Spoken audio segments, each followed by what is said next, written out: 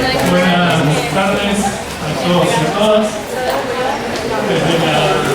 Dando continuidad al ciclo de conferencias organizado por la Maestría en Investigación Psicosocial, tenemos el placer de recibir hoy por primera vez en nuestra universidad al profesor Ricardo Vaquero de la Universidad de Buenos Aires, que estará presentando la conferencia que hasta ahora, si se leer obviamente me va a acordar todo el largo título: Fracaso escolar y educabilidad, los enfoques socioculturales como herramienta de análisis.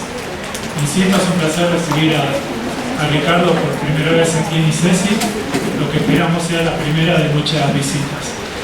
No queríamos desconocer el día de hoy, el Día de la Mujer. Como ustedes saben, y producto de los debates y la lucha, no es un día de festejo. Para los colegas de género saben que en este día no se felicitan mujeres.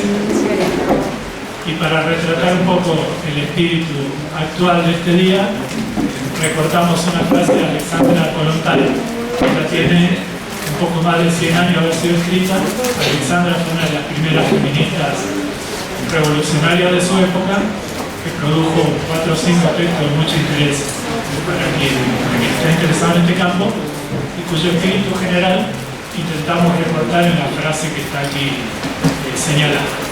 Por eso, bueno, sin más, le paso la palabra a nuestro invitado y le agradezco de nuevo su presencia.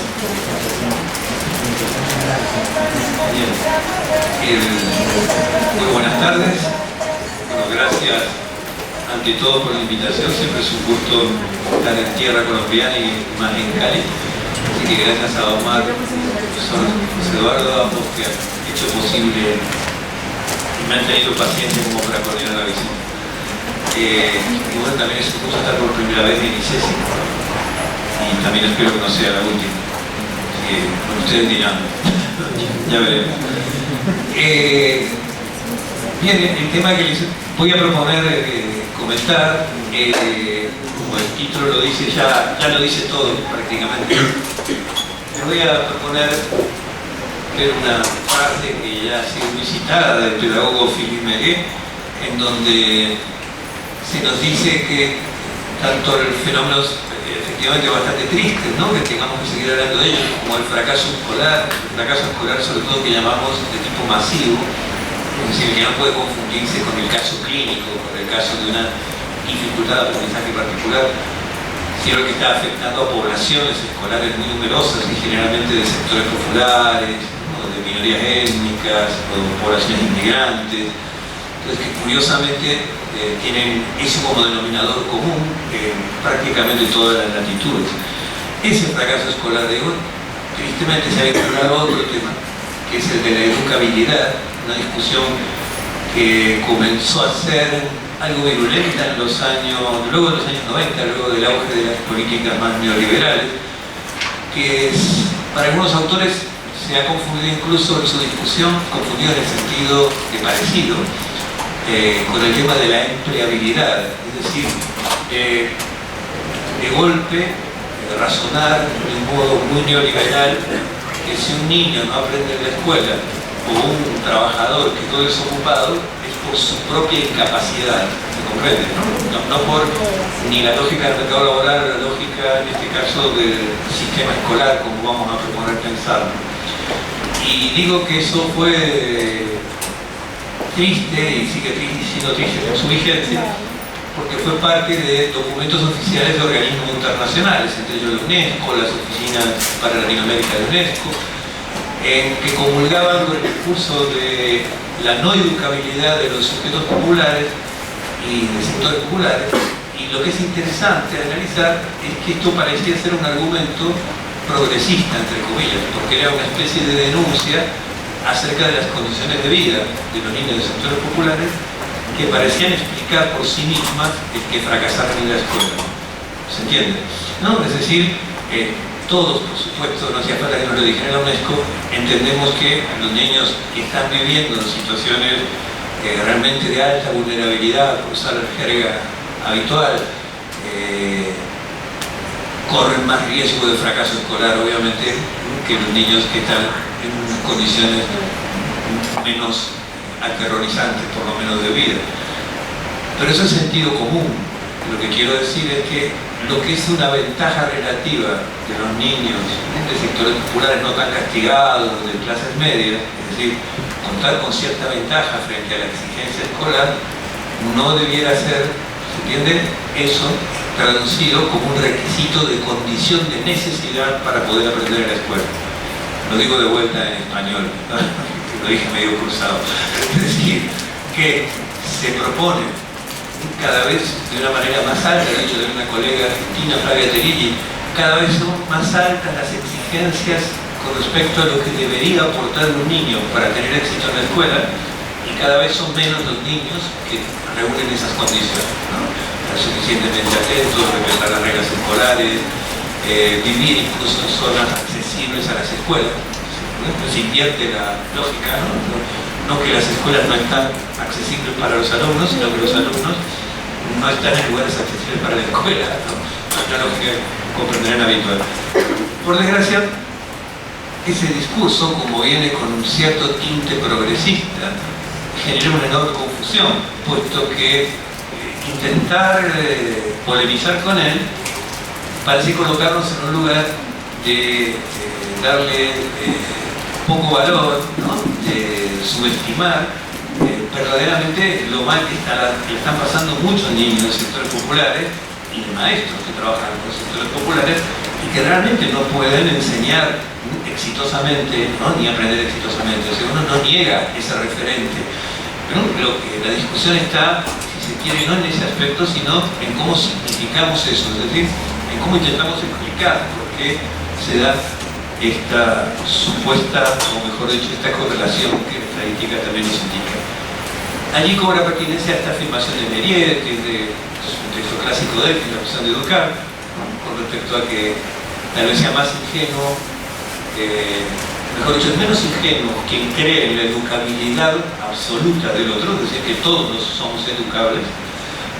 Es más ingenuo el que cree que no tiene efectos o consecuencias sospechar sobre la educabilidad de sus alumnos. ¿Se comprende? ¿No? Es decir, que trae más consecuencias nefastas, veremos, el instalar una sospecha y encima a nivel de organismo internacional o política pública en muchos casos, ¿no? De modo a veces indirecto, como atención a los niños no educables, ¿no? Con la mejor de las buenas intenciones, como solemos hacer nuestras peores cosas. Les voy a proponer tres cuestiones como disparadora. Una, sí, dice primera cuestión, ¿no? ¿Dice segunda? No, entonces me salió una. ¿Y lo que estaba antes era la cita de Mérier o no? Ah, bien, no, como son tan educados, no, nadie me lo hacía notar seguramente, aunque estuviera pasando fotos de mis hijos.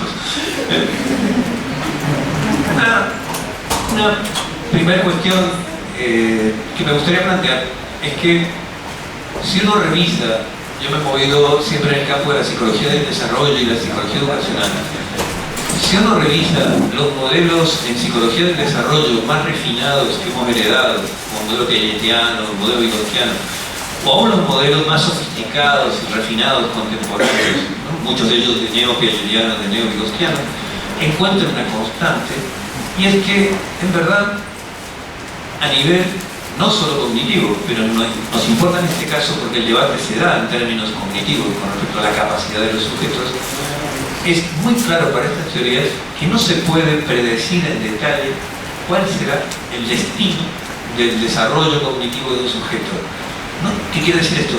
Que no se puede predecir en detalle, en el aquí y ahora, cuál será el curso del desarrollo a futuro del sujeto, ¿no? En verdad, ningún modelo teórico nos permitiría predecir con un rango de exactitud, como veremos luego, suele ser frecuente. Esto nos plantea, ¿sí? Lo dejo allí un poco en suspenso, eso ya estaba en la obra piagetiana y vigotskiana sobre todo, sigue estando y por supuesto es el punto más fuerte de la discusión teórica contemporánea. ¿Dice segunda cuestión? ¿Sí? Muy bien. Nuestra segunda cuestión es que esto es un clásico, claro, la epistemología, sobre todo en ciencias sociales, que es lo que se conoce como asimetría entre explicar y predecir. Incluso una diferencia conceptual entre predecir y explicar que no siempre tenemos clara. Es decir, nosotros podemos una vez que el niño ha fracasado o el niño ha tenido éxito, retrospectivamente reconstruir cuál ha sido su historia de aprendizaje, de prácticas pedagógicas, que lo han llevado a una u otra cuestión, o a fracasar, o a tener éxito. Perdonen, uso la jerga estándar, porque cualquier neologismo en esto es evasivo de un acuerdo referencial, ¿entiendes? O sea, ya sé que hablar de fracaso connota cuestiones que en verdad probablemente ninguno de aquí estaría de acuerdo. Pero si yo uso el eufemismo y digo dificultades que afrontan los sectores populares frente a la hegemonía escolar, nadie entendería de qué estoy hablando, ¿entiendes? Pero hablamos de fracaso escolar, estamos hablando de deserción, repitencia, desgranamiento, soledad, ¿no? Extraedad de la población. Bien, decía, hay una simetría evidente, ¿no? Que en ciencias sociales se ha destacado en primer término, entre poder explicar retrospectivamente algo y poder predecir, como decía antes, con antelación y con exactitud. ¿Estamos bien hasta aquí? ¿Sí, no? Es una simetría clásica, perdón, y que pasa rápido, ¿no? Por esto, es un tema obviamente complejo, pero es bueno distinguir esto por el tercer problema. ¿Dice aquí tercera cuestión? Maravilloso. La tercera cuestión es que en general nuestras predicciones en el ámbito sobre todo de la psicología escolar se cumplen. Es decir, que generalmente si hacemos un informe del trabajador social, un psicodiagnóstico, un informe ambiental, no sé los términos equivalentes en Colombia, si ya sabemos que el alumno Juan Pérez Gómez tiene sus hermanos mayores que han terminado en educación especial, que su padre está desocupado y su madre es prostituta, es altamente probable, estoy caricaturizando, ¿no? ¿Se entiende? No quiero una denuncia que no me dejen salir del país, ¿no? Ante esa caricatura, ¿no? Pues todos apostarían claramente a que ese niño fracasara, ¿no? Alcanza con tener 2 hermanos en educación especial previo, ya está. Se llama, en tal escuela se llama, como había dicho Sánchez Gómez, bueno, los Sánchez Gómez van a la educación especial, ¿no? Más o menos ya sabemos que ese es el folclore. Pero lo que más me atormenta, si ustedes quieren, lo que más nos ha preocupado es que efectivamente se cumplen. ¿Se entiende? Es decir, que generalmente nosotros hacemos una evaluación psicométrica clásica y efectivamente un bajo cociente intelectual revela o delata, pone en evidencia que hay mayor probabilidad de fracaso en ese sujeto que en otro que no posea ese CI bajo o que no pertenezca a sectores populares. Pero por otra parte sabemos ya hoy día que el cociente intelectual es una especie de ecuación fascista, ¿no? Que se ha generado, como veremos un poquito al pasar, bajo una lógica propiamente escolar, que hoy día, si ustedes se introducen un poco en el debate acerca de la inteligencia, verán que, a decir verdad, nadie sabe muy bien qué es la inteligencia y con lo cual medirla o pesarla más difícil todavía, ¿no? O por eso no seduce tanto la teoría de las inteligencias múltiples de Gardner, ¿no? De Martin Gardner. Pues, como siempre he dicho, parece una teoría de las inteligencias consuelo, ¿no? Es decir, bueno, este niño para la matemática, la geometría, no va, pero hace muy bien la pasta italiana, no sé bien, ¿no? Entonces, lo que pasa es que no podemos salir de la lógica de que hay que ser inteligentes, ¿se entiende? ¿No? De que la inteligencia es atributo de algunos en cierto porcentaje, en algún caso, de inteligencias consuelo como esta. Entonces, a lo que voy, lo que es contradictorio en términos teóricos es que yo les diga que nuestras teorías no nos permiten predecir y sin embargo todos podamos levantar la mano los que estén ya trabajando en el campo y decir, sin embargo, hemos podido predecir muchas veces éxito o fracaso y se ha cumplido. Entonces, claro, yo tengo la pregunta es ¿cómo concilio entonces las perspectivas teóricas con esta posibilidad práctica en que en verdad yo puedo tener predicciones, estas se cumplen y para nuestro sentido común, que eso es lo más peligroso, parecen otorgarnos una explicación? Va de nuevo. Si yo tomo un test de inteligencia, si sea el viejo test de Binet, ¿no? Tomo el test de inteligencia. Me da un 6 bajo, una edad mental baja. ¿El niño fracasa? Listo. Está explicado por qué fracasó. ¿Se entiende? O sea, mi predicción me ilusiona con que tengo una teoría explicativa. Ustedes saben que, claro, no estoy contando una novedad muy grande, ¿no? O sea, estamos en la era de los Big Data, ¿no? Estamos en la era del culto a la predicción y del retroceso de la explicación. Pues cada vez tenemos más posibilidad técnica de predecir, ¿no? Estadísticamente, minuciosamente, por la manipulación de grandes datos, cómo será el comportamiento del sujeto que no logramos explicar. Y para algunos de los autores y teóricos de los Big Data interesa, ¿se entiende? Ni siquiera interesa comprender el sentido de lo que ocurre, lo que interesa es poder predecir, ¿se entiende? El comportamiento de los sujetos, si serán o no delincuentes, qué consumirán. Ustedes saben que con el análisis de Miguel Benasallaga, ¿no? El autor que hemos seguido varias veces, analiza cómo hay un estudio como, de acuerdo a la variación del consumo de la tarjeta de crédito, ¿no? Una vez lo repetido, en los últimos 2 años, se puede predecir si alguien está o no por divorciarse. Y se cumple. Ahora, por supuesto que no hay absolutamente ninguna teoría que indique por qué la variación en cierto número de consumo correlaciona con eso. Y, sin embargo, se puede predecir con un alto nivel de corrección. Y, por supuesto, es una herramienta muy útil para el marketing, para lo que quieran, ¿no? Digamos, pero el punto me interesa aquí especialmente es que no contamos con una explicación de esto. Entonces, volviendo a nuestro terreno, el que yo pueda predecir el destino escolar de un niño, el riesgo enorme es que me ilusiona entonces con que al cumplirse mi predicción se refuerza mi explicación. ¿Es decir? Y es así como en general nos movemos, ¿no? En el fondo todos somos positivistas, ¿no? Tenemos un corazón positivista que ¿no? Si lo vi en persona y además se cumplió lo que dije, ya está, no hace falta, ¿no? No hay el dogma de inmaculada percepción, como decía Nietzsche. El punto es si tenemos o no alternativas para explicar estas predicciones. Ahora voy a saltar adrede porque me equivoqué el orden de vuelvo hacia atrás, porque esto es para generar la ilusión de un orden en la exposición, ¿no? ¿Verdad? Que ahora es el PowerPoint, no yo, ¿no? Generalmente ante esto uno dice todo lo que estoy diciendo es viejísimo. ¿Por qué? Porque el efecto Pigmalión, ¿se entiende? No es una novedad que traigo de buenos años, ¿no? Evidentemente. ¿No? El hecho de que la profecía autocumplida, el hecho de que si yo tengo una baja expectativa sobre el aprendizaje, se generará un bajo rendimiento, ¿no? Recuerda la explicación de Rosenthal. Es decir, ya sabemos que empíricamente, efectivamente, materialmente podemos producir profecías autocumplidas.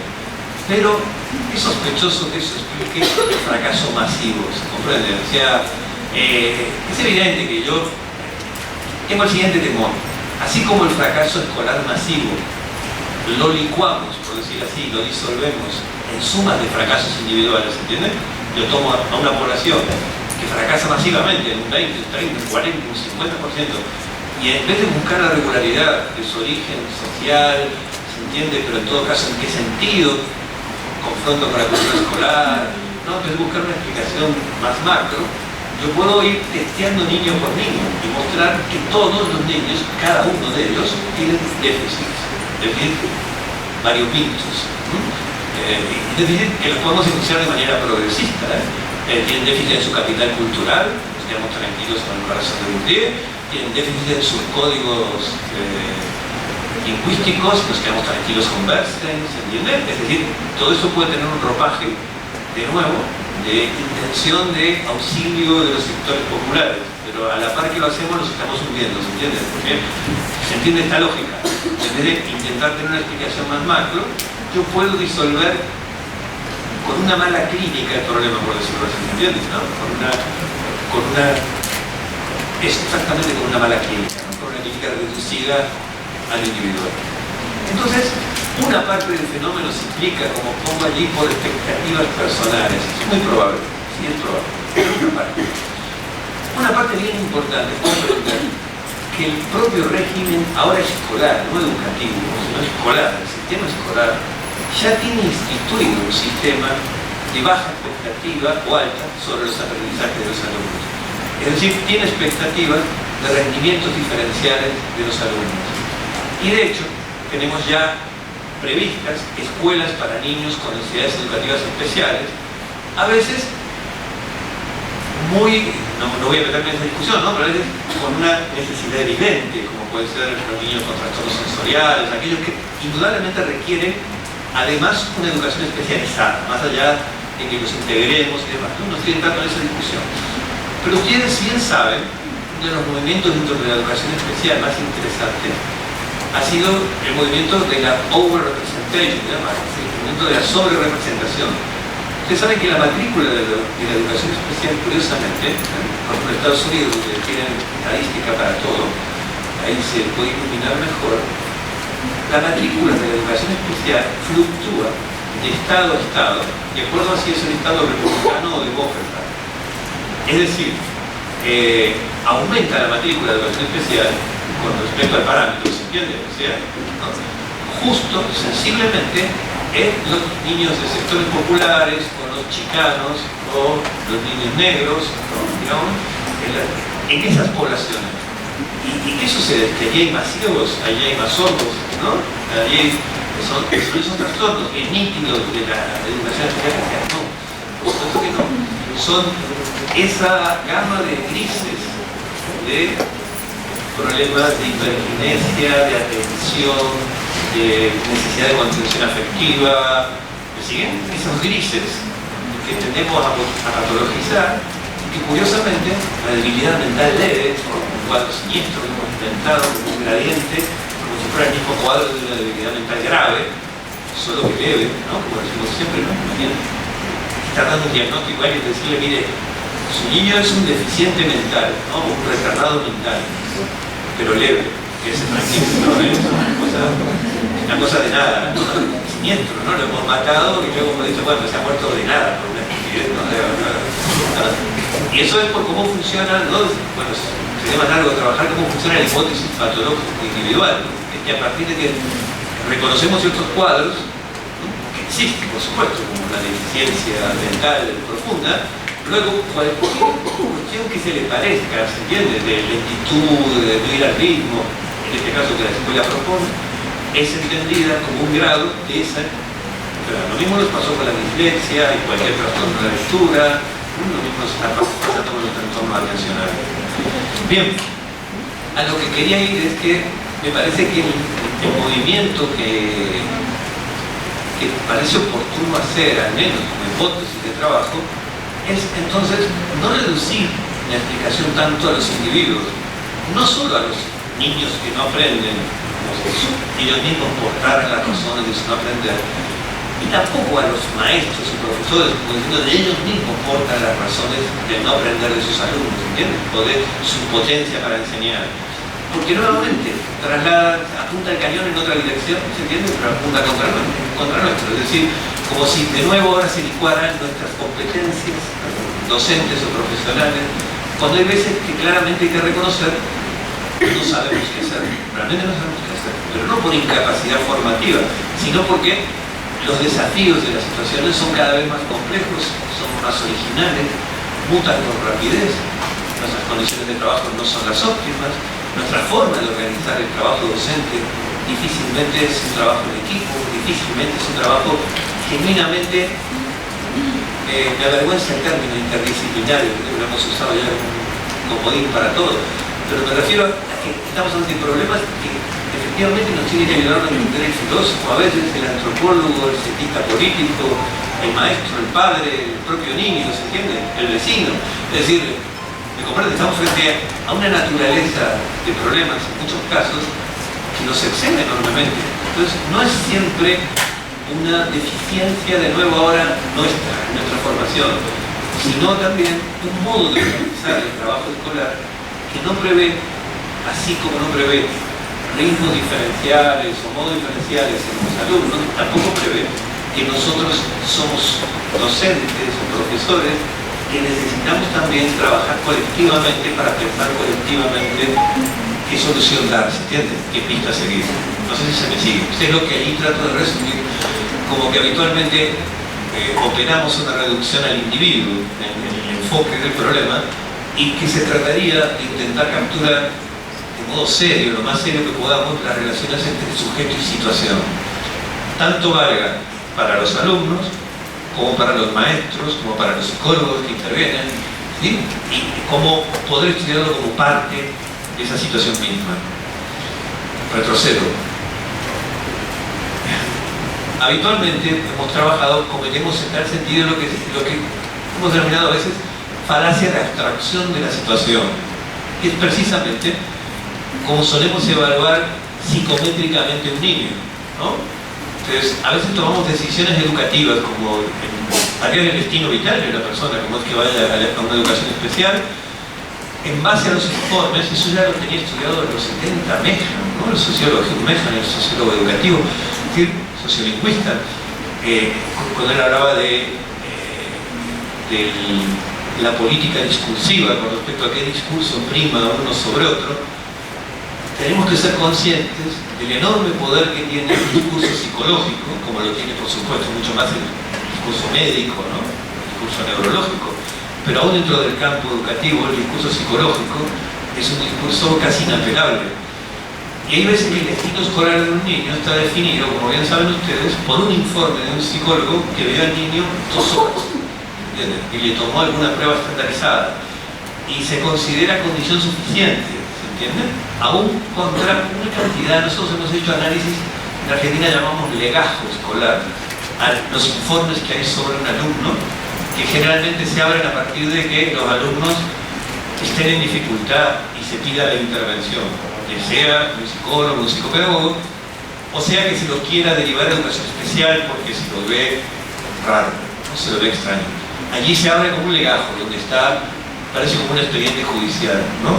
Se sospecha que el niño es, ¿no?, lo que sea, retardado mental leve, debe tener cierto autismo, debe tener alguna cosa extraña, y entonces se abre el expediente y empieza.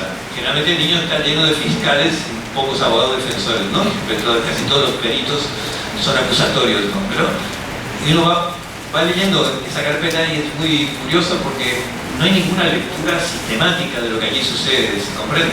Uno puede encontrar que el niño era silábico alfabético en la página 10 del legajo, en el término de Emilia Ferreiro, ¿recuerdan? De las etapas en la comprensión de la escritura, y de golpe en la página 60 del legajo pasó de nuevo a silábico, ¿se entiende? Nadie prestó atención a eso, ¿no? O sea, una involución que no preveía nadie, ¿no? Ni Emilia Ferreiro. Es decir, nadie examina eso realmente, ¿no? ¿Se entiende? Ya es todo, como decía Rosa Montero, ya es todo predecible de antemano, ¿no? A un niño pobre todo le da pobre, el electroencefalograma, la prueba de inteligencia, el papel con que hacemos el informe, todo es pobre. Lo que nos preocupa es que nuestros modelos psicoeducativos, aún con la intención de unirnos de teorías refinadas, ¿no?, como teoría piagetiana, el psicoanálisis, la propia teoría vigotskiana, las teorías cognitivas, el constructivismo, tenemos una tendencia, porque el sistema está organizado así, a reducir al individuo, insisto en esto, la explicación del fenómeno. Ese es un tipo de reduccionismo que encontramos habitualmente en psicología educacional. Pero también, salteo lo del medio, fíjense que también producimos un reduccionismo del propio individuo, por decir así, del propio sujeto, a la manera de la práctica médica, ¿no? Recuerda que generalmente criticamos a los médicos porque hablan de el hígado de la cama 15, ¿se entiende? ¿No? Como queriendo decir, ¿no? O sea, más que enfermos está la enfermedad de tal cama. Ya ha variado un poco la medicina en tal sentido, pero sigue siendo bastante así, ¿no?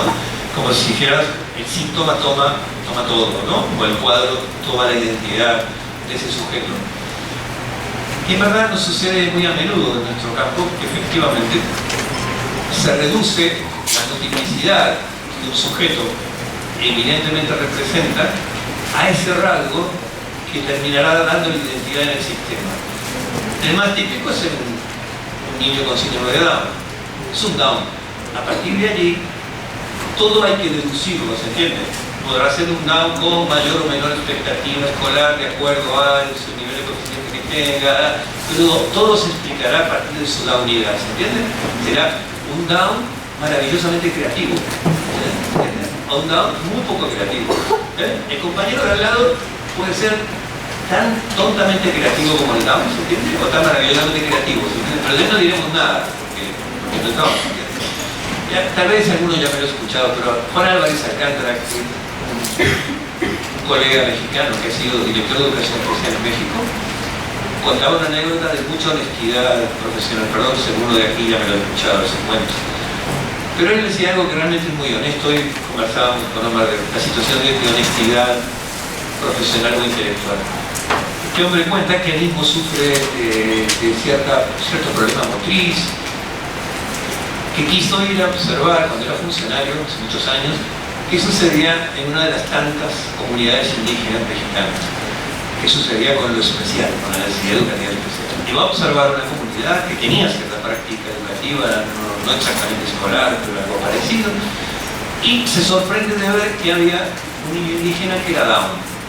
Y el propio Albert Einstein, que es especialista en educación especial, decía: yo mismo me reía de mí porque asombrarme, pero bueno, como se supone que no hay síndrome de Down en la raza negra, perdón que lo exprese así, pero no, como se supone que puede haber excepciones genéticas, bueno, en este caso me llamó la atención.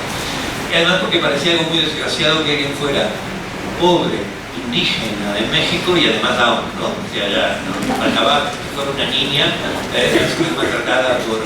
Entonces, el punto es que él observa lo que ocurrió allí, que estaba organizado por el pedagogo hechicero de la tribu, no sé qué era su competencia profesional, pero era alguien que organizaba la actividad para los niños de distintas edades, y cuando termina la actividad no puede evitar acercarse al pedagogo hechicero y preguntarle: bien, dice, ¿cómo se las arreglan ustedes con Juan? Pongan ustedes, el niño Down, ¿no? Juan. Entonces, Juan, en verdad, Álvarez Alcántara, confiesa que fue el momento de mayor vergüenza en su vida profesional, porque no es hasta ese momento, luego tal vez cometió otras cosas vergonzosas, pero en ese momento fue el mayor momento de vergüenza. Y dicen, ¿saben qué? Dicen que no entendía la pregunta. Y bien importante comprender esto. El hombre no comprendía a dónde iba la pregunta. ¿Se entiende? Y el segundo momento, dice Juan, de mayor vergüenza en mi vida profesional fue cuando entendió la pregunta. ¿Se entiende? Cuando se dio cuenta que lo que a mí me inquietaba es que él fuera Down. Entonces dicen, se me quedó mirando, ¿no? Como tratando de imaginar qué era lo que pasaba por mi cabeza, ¿no? Y entonces me dijo: ah, sí, claro. Porque para él era como si le hubieran dicho: ¿qué hacen ustedes con ese niño que es un poco gordito, ¿no? O con ese niño que es un poco petizo. Entonces él responde: ah, bueno, sí, con José, digamos, con José, él hace todo lo que puede solo, y lo que no puede, lo ayudamos, como a los demás. ¿Se entiende? O sea, a veces, ¿por qué tendrá este hombre esta preocupación particular? No sabemos si le hubiera preguntado por los altos o los bajitos, no digamos, ¿no? Pero por eso, con mucha honestidad, narraba esto como dos momentos de sincera vergüenza, ¿se entiende? ¿Por qué? Es bueno entender esto. No veían lo mismo.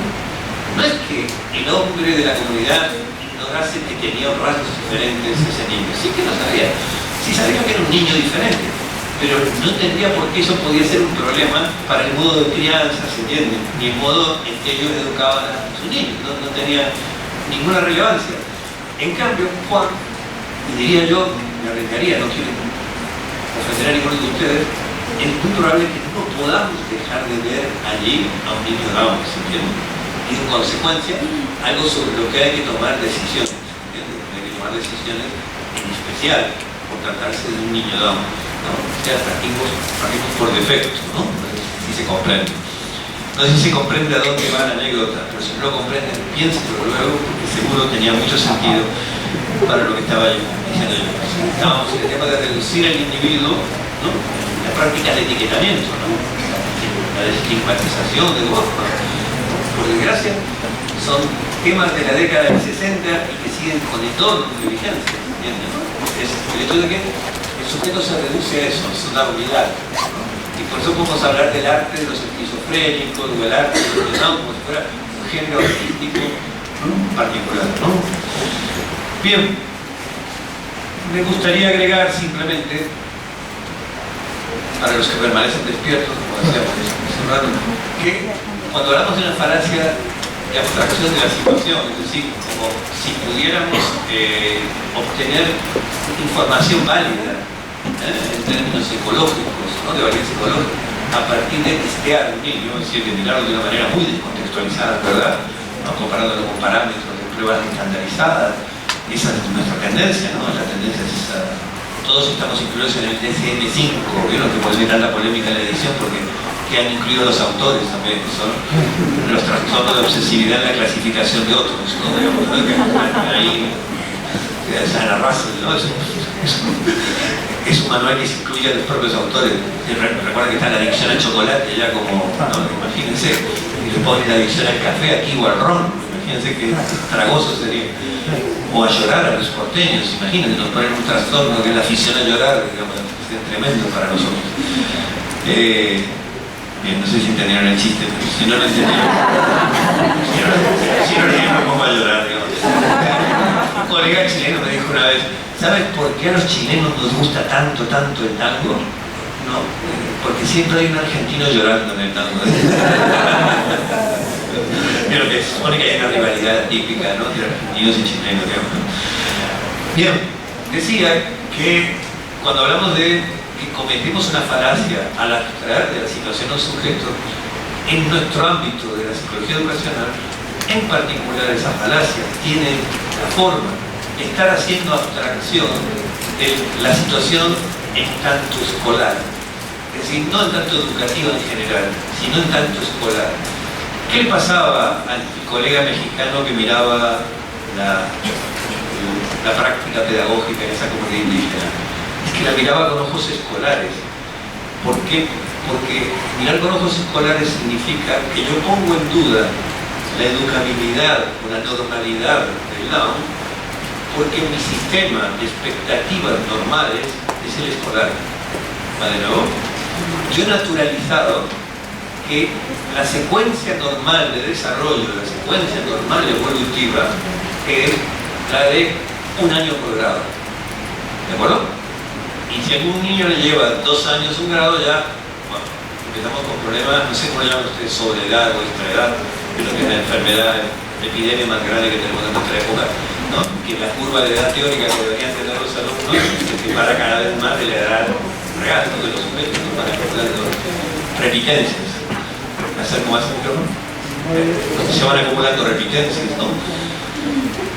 Es decir, nuestro sistema de expectativas se conformó de esa manera. Bueno, sería un poco largo el recorrido para explicarlo, pero no hay nada que sorprenda, porque nuestro primer test de inteligencia, que es el de Binet, fue, ¿recuerdan?, encargado por el Ministerio de Educación francés, no por el Ministerio de Salud. Y fue para poder detectar a tiempo a aquellos niños que no pudieran ser impactados bien por la práctica escolar. Dicho otra vez, que fueran refractarios a las prácticas escolares. Y Binet lo que ha hecho fue simplemente una prueba que correlacionara buenos alumnos con su prueba. Y a eso lo llamó inteligencia. Así nació nuestro test de inteligencia. Recuerden además que Binet primero era craniómetra y él evaluaba volúmenes craneales. Y le daba la correlación. A mayor volumen craneal, éxito escolar, mayor éxito escolar. Una alegría para todos los que sean cabezones en este momento. Una alegría pasajera, como toda alegría, digamos. Porque Binet era un hombre honesto y Binet se dio cuenta que esa correlación daba demasiado bien, o sea que estadísticamente no era válida. Y se dio cuenta que los miembros de su equipo, que eran los que medían los cráneos, y la diferencia era de milímetros, comprenderán, sabían si medían el cráneo de un buen alumno o de un mal alumno, ¿se entiende? Entonces los hizo evaluar a ciegas, como corresponde metodológicamente. Estábamos en pañales, estamos en estos estudios. Entonces él advierte eso y los hace medir cráneos sin que sepan si eran buenos o malos alumnos. Y la correlación desaparece. Es buena moraleja, ¿no? Es ahí cuando él se dedica de la neurología a la peluquería, de la peluquería a la neurología, ¿no? O sea, pasa al aspecto interno y hace una prueba psicométrica. Pero su área no eran los buenos alumnos, ¿entiendes? Sí, la definición de inteligencia era ser buen alumno, es haber cumplido con la expectativa escolar, el mundo escolar, la religión escolar. Eso se naturalizó enormemente Por eso todos tenemos la sospecha de si a un niño le va mal, de que algún problema intelectual tendrá, y si al niño le va bien, eso bueno, nos tranquiliza en el fondo, aunque seamos críticos con las pruebas psicométricas, porque debe ser que, bueno, la cosa va mejor. Está como exageradamente naturalizado. Por eso decía que de la falacia de abstracción de la situación debemos poner especial énfasis en que de lo que estamos haciendo abstracción es del carácter escolar de la situación. Y eso nos va a impedir siempre explicar por qué se produce un fracaso en la escuela. ¿Entiendes? ¿Por qué se produce? Porque juzgamos la educabilidad supuesta o no del otro según parámetros que son siempre escolares, aunque los disfracemos de parámetros psicotécnicos o sociotécnicos, ¿entiendes? De acuerdo a sus condiciones de vida o de origen social o de acuerdo a sus variables psicológicas. ¿Están ahí? ¿Están vivos? Más o menos vivos, levemente vivos. ¿Sobreviven? Yo sé que, además de ser un tema triste, es un poco aburrido, pero no tengo la culpa, es real, digamos. Quiero les cuento un chiste en el medio para ser más ameno. Generalmente la salida de estas cuestiones tiene que ver, como decía en la diapositiva anterior, con capturar las relaciones sujeto-situación. Eso en términos técnicos lo discutiremos con más detalle según ustedes está haciendo la maestría. Tiene que ver con una denominación técnica que se llama cómo se definen unidades de análisis cuando yo intento explicar o intervenir en el ámbito que fuera, en este caso psicoeducativo.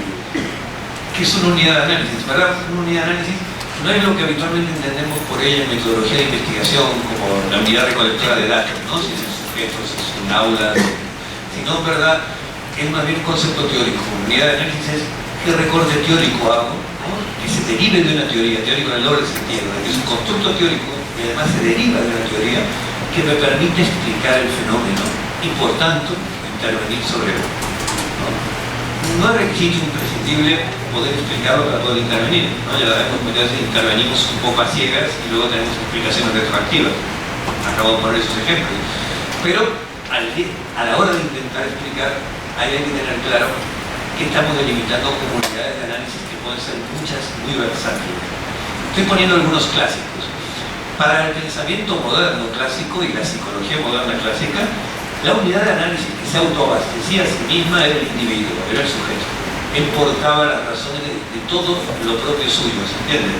De la mano de su libre albedrío venía la mano de a su vez, propiedad de ser inteligente en mayor o menor medida.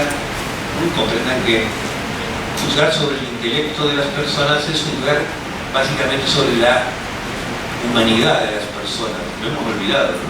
Pero en cierto modo es poner a prueba si las personas, como diría Rancière, pueden compartir un mundo inteligible común y encima medirlo, ¿no? O sea, en qué medida lo compartirán. No sé si se entiende, ¿no? El carácter del intelecto humano, por ejemplo, ¿no? Hemos llegado a psicometrizarlo, hemos llegado a ser una variable que porta el individuo, ya no lo humano, y además lo porta en cierto porcentaje, ¿no? Una cosa se ha vuelto natural en nuestra rutina y es completamente absurda, ¿verdad? ¿No? Si uno lo piensa en su base teórica. Pero bien, decía, nuestra unidad de análisis clásica ha sido el individuo. Y en general tendemos a eso, ¿no? Tendemos a, en psicología sobre todo, que en última instancia hay que explicarla por razones individuales. Se nos confunde lo individual con lo singular, lo individual con la atadura singular de la subjetividad, con aquellos pliegues que claramente sí pasan por el sujeto, pero que no se explican por el sujeto, ¿se entiende? Que no se explican solo por el sujeto. ¿Me siguen? ¿No? La relación con el lazo, con la situación, con otros elementos que configurarán en todo caso esa singularidad. ¿Más o menos? ¿Vamos? Bien. Por eso aquí estoy colocando unidades de análisis que empezaron a surgir en el campo psicoeducativo, que fueron realmente alternativas a ello, aun cuando las hemos mal usado. La primera es la interacción sujeto-objeto. Esa es de Piaget. Suena Piaget, autor suizo. Estoy bromeando, ¿no? Se dedicaba a juntar moluscos por los lagos de Francia y que empieza bueno, viene. De Piaget hemos hecho una lectura muy escolarizada, ¿vale? Y una lectura moderna, como le hubiera gustado, porque sin duda era moderno, sin duda por algo gustaba tanto de la obra de Piaget, el propio Habermas. Pero en verdad, cuando Piaget nos propone una unidad de análisis sistémica de interacción sujeto-objeto, ya nos está diciendo que la explicación de cómo se construye el conocimiento es irreductible al individuo. Es más, el sujeto es resultado de la relación por una interacción en principio con el mundo físico, objetivo, ¿no? Kantiano. De aquí en más podemos discutir, por supuesto, qué peso o no tenía lo social en la obra piagetiana como para ¿sí? Desestimarla como teoría de subjetivación o no. Y pues, que es una alta polémica en todo el mundo y en la evaluación de la retroactiva de la obra, pero me interesa recuperar el lado sin duda potente, que es haber enfrentado una explicación sistémica que excedió al individuo. Yo diría incluso a su pesar, como va a pasar por la obra vigortiana. Yo creo que llegó teóricamente más allá de lo que él hubiera querido, ¿no? ¿Se entiende? O sea, llegó a una unidad que en verdad hizo el individuo que no creo que era lo que él hubiera querido en el fondo. Pero se entiende que esa fue nuestra unidad de análisis. Lo que pasa, nunca la hemos leído así, siempre la hemos leído como un bebé se terminará constituyendo como sujeto por interactuar con el mundo de objetos. Pero el bebé, ya en nuestra intuición, ya es un individuo más o menos recortado, ¿se entiende? A lo sumo, forma parte de la díada, ¿no? Depende de qué clave estemos utilizando, sabemos que se tiene que individuar, pero en el fondo no dejamos de ver un individuo interactuando con el mundo de cosas. Para Piaget, ¿verdad? Ustedes saben, ¿no? Los famosos observables OS, uno le llamaba objeto sujeto. Ahí, para el bebé hay un mundo indiferenciado donde el orden de los objetivos y objetivos no existe, y recién se ordenará, eso el mundo lo va diferenciando de Kant, a posteriori, ¿verdad? ¿No? Se van a ordenar esas esferas como producto de la acción.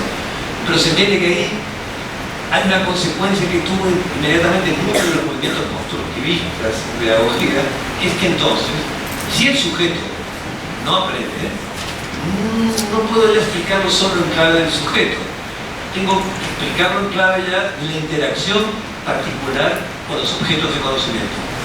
Y de objetos bien abstractos como los que Piaget planteaba, y en un primer momento nos tentó de una manera muy aplicacionista a reducir sus usos a ellos, ¿no? Como confundir el pensamiento operatorio con el pensamiento matemático, por ejemplo. Llegamos ya luego a miradas más refinadas y a comprender que el objeto matemático como el objeto de la lengua escrita y demás son objetos por sí mismos complejos, culturalmente instituidos, y que por tanto lo que enfrenta el sujeto cuando enfrenta un objeto no era meramente una competencia lógica universal, sino que una construcción que se ve exigida en mayor medida. Esto llevó a la segunda unidad que ilustro allí, que es una que hizo muy famoso César Coll. César Coll fue uno de los autores de habla hispana que más intentó acercar el modelo piagetiano a la realidad educativa. Bueno, por ser ministro de Educación, se dio cuenta que tenía un corazón piagetiano, pero tenía cierta insuficiencia de modelos teóricos para poder explicar la cantidad de aspectos que reúne la construcción de conocimiento y la práctica de enseñanza. Y de allí cuando, no sé si recuerdan, porque ustedes son muy jóvenes, hubo un momento en donde se puso de moda la idea de tríada pedagógica, la idea de que esa interacción sujeto-objeto siempre estaría mediada por un docente. Es decir, que el jardín del Emilio de Rousseau, se suponía por pura exploración de realidad de construyendo saberes, estaba ya balizado, ¿se entiende? ¿No? Estaba ya dirigido, ¿no? Es decir, que si bien hay una actividad espontánea de conocimiento de los sujetos, bien, es una actividad, ¿verdad?, altamente motivada y dirigida, la escolar, educativa, por un tercero, que a mí me parece docente. ¿Sí? Ahí se nota la diferencia entre lo que podría ser un desarrollo espontáneo, más de carácter universal, que incluso la investigación transcultural mostraba como bastante verosímil, por lo menos hasta el nivel operatorio de desarrollo, y el contraste contra lo que nos pasaba con el nivel formal o ya habilidades especiales que no podían ser explicados o reducidos a eso. Ahí es cuando empieza a aparecer al fin lo que es un giro de las unidades de análisis. ¿Vamos bien hasta aquí? Ahora, como decimos siempre, llega un momento en que si lo que yo tengo ahí es si el sujeto que tengo allí ahora resulta que es un alumno, el objeto que tengo allí es un contenido escolar en una currícula. El otro sujeto que media es un docente, un profesor. Y además esto está regulado con instrumentos que ya me estaría yendo a la unidad última de abajo, ¿no? Además hay instrumentos que median esa relación, normativos, organizativos, institucionales. Entonces, a ver, seamos francos. Si esto es un alumno, esto es un contenido, esto es un maestro, y estas son normas instituidas por una currícula, esto es una escuela. ¿Vieron? ¿Vieron qué astuto que estoy? Es decir, esto no es un juego de palabras, ¿se comprende? No es lo mismo afirmar que hay un juego de interacciones entre sujetos que decir, acá hay una práctica instituida que tiene una legalidad propia, y eso es lo que llamamos, si no cometer una falacia de abstracción de la situación en tanto escolar, ¿se comprende? No basta con decir, yo requiero de lo social para explicar el desarrollo, ¿sí? Bendigo la novedad. Lo que se trata es de que estamos entrampados en una lógica situacional que todavía guarda las coordenadas de la escuela moderna fundacional de Comenius, ¿no? Del moravo del siglo XVII. ¿No? Todavía nuestra escuela sigue siendo una organización graduada por edades, siguiendo con la expectativa de un desarrollo normal por edades, y sigue ofreciendo una enseñanza simultánea en el sentido de que todos los alumnos aprendan todas las áreas al mismo tiempo, bajo el mismo método, en los mismos tiempos, a un mismo ritmo, ¿no? Como decimos siempre bromeando, parece el anticristo constructivista, ¿no? Y eso es la escuela, ¿no? Esa es la expectativa escolar. Entonces, por eso tanta insistencia en este punto. Unidades como la última, ¿verdad? Que conservan, por supuesto, la interacción sujeto-objeto, ineludible, por supuesto, cuando hablamos de una práctica cognitiva o de construcción de conocimiento, pero también añaden allí que no puede eludirse la actividad intersubjetiva, entonces, y también la mediación semiótica. Esto nos pone más en línea con los modelos socioculturales, los modelos más de línea vygotsiana, los modelos también de cierta línea bacheliana, ¿no? Otro tipo de lectura del desarrollo que a veces se nos presenta como si tuviéramos que optar entre ellos. Hay veces que vemos que en verdad apuntaban a objetos diferentes dentro de la propia psicología del desarrollo, pero el punto es que nos vamos aproximando, creemos, como hipótesis de trabajo, por eso se ha titulado así la conferencia, de que estos últimos que llamamos enfoques socioculturales nos ofrecen herramientas más próximas a la posibilidad de capturar la lógica escolar en su especificidad. ¿Va de nuevo? Es decir, que en vez de hablarnos de un sujeto constructor de conocimientos en abstracto, de capacidades intelectuales en abstracto, nos habla ya de un sujeto situado, tanto del sujeto que aprende como del sujeto que enseña, y del rango de posibilidades o variantes que tienen ambos para construir conocimiento, sea desde la posición del que enseña o sea desde la posición del que aprende. ¿Estamos aquí? Bien. Si me permiten, estoy todavía en tiempo, ¿no? Tienes cara de que no, pero me dices que sí. A ver, despiértate primero.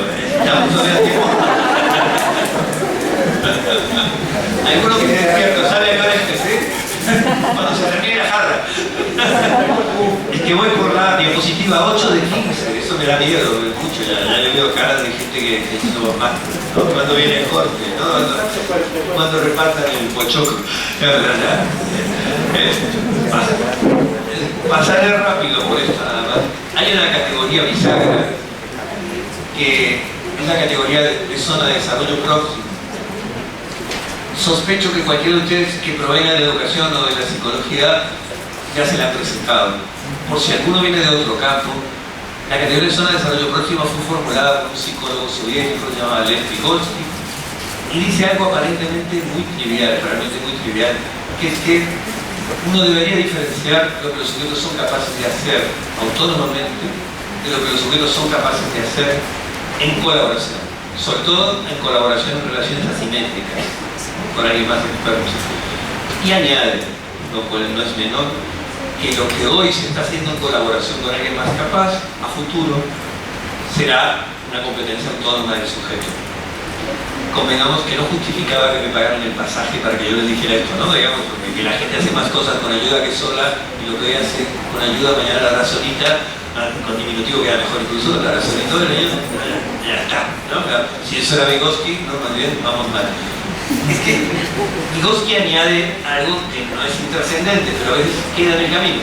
Y es que el niño llegará a su competencia autónoma gracias a la actividad intersubjetiva. De nuevo, sí, no es que estamos ayudando al pobre niño hasta que él, su desarrollo autónomo individual madura lo suficiente como para hacerlo solo, sino que logra hacerlo solo, conforma su autonomía, el participar en esta práctica conjunta. Es decir, paradojal, ¿se entiende? Es decir, como si la individuación o autonomía se derivaran de una práctica en principio conjunta, en donde no se podría definir la autonomía en esos mismos términos. Un lector se vuelve un lector autónomo luego de haber participado conjuntamente con alguien que sabe leer y entonces sabiéndolo, y con alguien que lo apuntala de tal modo hasta lograr de él ser un lector autónomo y crítico. Y es inexplicable el proceso de cómo aprendió a leer, hasta de cómo yo le enseñé, si escindimos esta unidad de análisis. Está apuntando a eso Vygotsky, ¿se entiende? No la trivialidad de que precisamos ayuda y de que haremos más cosas con ayuda que solo. Aunque ya solo eso era patear nuestro tablero psicométrico, que era lo que estaba haciendo en ese momento, que era decir, usted se la pasa evaluando lo que es capaz de hacer un sujeto solo, y nunca evalúa lo que puede hacer además en colaboración, en equipo. Con lo cual, nos perderíamos todas nuestras políticas en educación especial, ¿se entiende? Como los talleres protegidos, la inserción protegida. Es más, no se explicaría la mitad de las cosas que hacemos por ser generoso y que no sabemos hacerlas autónomamente, ¿se entiende? Yo no podría haber puesto en este momento mi pendrive en la diapositiva si no era por la colaboración experta de José Eduardo, que tengo aquí delante. No es porque esté delante mío, pero es más experto que mí. Es decir, en verdad nuestra vida cotidiana está llena, ¿se entiende?, de saberes distribuidos en tal sentido, ¿no?, donde poco podemos explicar y dominar, ¿no?, de lo oculto de nuestra tecnología. Yo no alcanzo a entender todavía cómo funciona mi reloj, imagínense mi celular, ¿no? Él es un smartphone, yo no soy un smartman, ¿no? Eso está claro. Bien, solo quería decir que esta noción de zona de desarrollo próximo, que ha sido tan remanida y tan usada, y adrede la utilizo, porque digo, voy a ella, porque es la que produce más convocatoria, como mayor simpatía, ¿no?, en general, sobre la obra vygotsquiana, sobre la que hay aparente menos discusión. En verdad, está refiriendo a un giro en esa unidad de análisis. En verdad, Vygotsky lo que nos está diciendo es que usted no puede reducir la explicación del desarrollo del individuo al individuo. Porque ¿qué sucederá con el futuro del individuo? Es, como dije al inicio, en verdad impredecible. Porque ¿de qué depende el desarrollo del individuo? Sí, en parte de su competencia actual, por supuesto. Pero luego dependerá de su historia e interacciones con otros, ¿se entiende? O sea, todo lo que llama nivel de desarrollo potencial es lo que puede hacer en colaboración con otros y que luego logrará hacer solo. Ya no depende del niño, no depende del sujeto, sino depende de lo que le ofrezcamos. ¿Me siguen? Mira, yo estoy en un nivel C de aprendizaje de lo que fuera, una lengua, una lectura, lo que sea. Si me desafían con un nivel D de competencia y me hacen partícipe de ello de una manera eficaz, me haré competente a nivel D. Pero si no participo más de la escuela, no participo más de la actividad escrita, quedaré allí. O sea, a diferencia del desarrollo operatorio hegeliano, que es espontáneo y natural, el desarrollo que nos plantea Vygotsky es culturalmente dependiente. Entonces depende claramente de la atracción que produzcan nuestras prácticas. Y por eso nuestra preocupación particular por la práctica escolar. Sin embargo, es una categoría más compleja. Vygotsky no reduce el motor del desarrollo solo en la escolarización, que es uno de los motores, también cree que el trabajo lo hace, y también cree que lo hace el juego. Y eso es una carta muy importante, porque el juego, para Vygotsky, es el juego dramático infantil, que en verdad tiene una cabeza dramática. Mucho de Vygotsky lo he visitado ahora, recordaba Omar también que lo ha visitado mucho Fernando González Rey, precisamente, ¿verdad?, es como una especie de revisita europea, es como la revolución cognitiva. Recuerdan, la revolución cognitiva afectó a los americanos, ¿no? A los europeos no les hizo falta, porque no nunca habían sido conductistas, ¿no? Digamos, pero quedó así, ¿no? Pero en este caso la revisita de la lectura y esta vez es opinable porque teóricos como Fernando González Rey, de hecho, y varios otros, Kosurin incluso en Occidente y demás, ya leían a Vygotsky de una manera que no era tan instrumental como se critica y tan técnica. Por eso me arriesgo a decir, Vygotsky tenía en la cabeza el modelo de un niño como un pensador dramático, ¿no? Así como Piaget tiene la de un pensador teórico, él tiene manera de un pensador dramático, con toda la connotación, ¿no? O sea, alguien que captura situaciones, alguien que es empático con ellas, alguien que aprende los guiones, ¿no? de técnica cognitiva, pero además el juego, para Vygotsky, tracciona el desarrollo de una manera muy potente cuando se trata del juego dramático, ¿no? Del juego de simulación, y no como se leyó con un materialismo muy vulgar, porque él ensaya roles futuros, ¿no? Se entiende meramente, ¿no? Si no sería desastroso. Entonces, hagan la prueba de filmar a niñas y niños de 2 años, 3, manipulando bebés, y verán que si eso es entrenarse para ser madre o padre, Dios mío, ya sabemos cómo sobrevivió la especie. Entonces que agarran todos al revés, los revolean, los tiran. No creo que sea una buena ejercitación, ¿no? Desde ese punto de vista práctico, ¿no? Más si juegan el rol, ¿no? Juegan al papel de, ¿no? ¿Qué debe hacer, ¿no? Cómo entienden ellos que por eso Vygotsky decía, lo que tracciona el desarrollo en el caso del juego es someterse a una norma que impone la situación del juego y el papel que se desarrolla en él. Y nunca el niño acata tan seriamente una norma como en su propio juego. ¿Se entiende? ¿No? Cuando juega el médico, cuando juega el maestro, cuando juega... Y cuidado, porque los niños son mucho más divertidos que nosotros, está claro eso, ¿no? Nos miran con piedad, ¿no? Como dice Dolina, el filósofo argentino, ¿no? Que nos miran con cierta piedad cuando hablamos a ellos, como nos queremos divertir, ¿no? Como nos miran el pobre hombre, ¿no? Intentando alegrarnos, ¿no? Dice, porque los niños justamente no son realistas socialistas, no imitan lo real, sino que en verdad pueden ser paródicos, pueden ser como los 3 chiflados. Pasaban aquí esa serie. ¿Sí? Así que es no me acuerdo el nombre de inglés. Uno de lo que queda como recuerdo de los 3 chiflados era gente que se pegaba todo el tiempo, ¿no? O sea, el recuerdo que tiene. Y con lo cual uno lo subestima un poco. Hagan la prueba de volver a verla con niños de 5 años, 6, y se dan cuenta que es el humor justo, porque el niño se da cuenta que los golpes son un recurso actoral, se dan cuenta que nunca queda nadie herido, nunca muere nadie, ¿no? Ya enseguida ya se dan cuenta que eso hay que dejarlo de lado. Y atienden a que hacen cosas disparatadas, a que cocinan de una manera absurda, ¿se entiende? A que ponen los huevos, los rompen y luego echan la cáscara también, ¿no? A que, bueno, que hacen ese tipo de cosas. Y ellos conocen el guión real y eso es lo disparatado que divierte. Y en su propio juego también hacen eso. O sea, que su propio juego puede ser paródico, ¿se entiende? ¿No? Y eso es un potente traccionador que elimina la linealidad de la transmisión cultural. Eso quería más que nada insistir con eso. Bien, voy a saltear un par para cerrar de una manera un poco más rápida y ágil, y luego pasamos a preguntas. Un modo de ejemplificar que la zona de desarrollo próximo fue una variante de las unidades de análisis para los que estén más familiarizados con los modelos, es que de hecho en los autores que podemos llamar neo-vygotsquianos, post-vygotsquianos, como gusten, pero que han tenido cierta inspiración en la obra vygotsquiana, siempre se ha interpretado la categoría de zona de una manera compleja, no de una manera instrumental, ¿no? Porque muchas de estas interpretaciones han sido muy operativas, la manera de la evaluación dinámica, veo cómo funciona el sujeto, lo ayudo, veo ahora cómo funciona, cuánto colaboró la ayuda. Entonces queda la zona como un atributo del sujeto que mido, es decir, como otra inteligencia más. ¿Se comprende? En cambio, la categoría de zona es muy compleja, en verdad, teóricamente, muy compleja de atrapar, porque en el fondo nos da a entender lo que insistía en el inicio, y es que el desarrollo, como insisto, es impredecible. En verdad, el desarrollo es impredecible en detalle, para bien y para mal. Para bien porque ahí hay un pequeño rasgo de libertad, de posibilidad emancipatoria, incluso que no existiría si estos modelos ya nos pudieran condenar.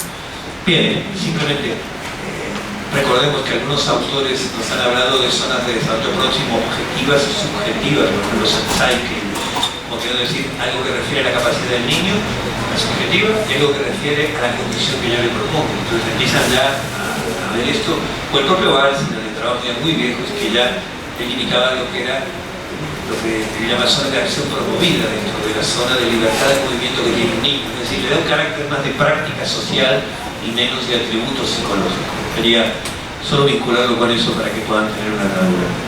Bien, por último, para cumplir con que la conferencia trataba sobre el fracaso escolar, que voy a mencionar que sea las palabras fracaso escolar pasivo.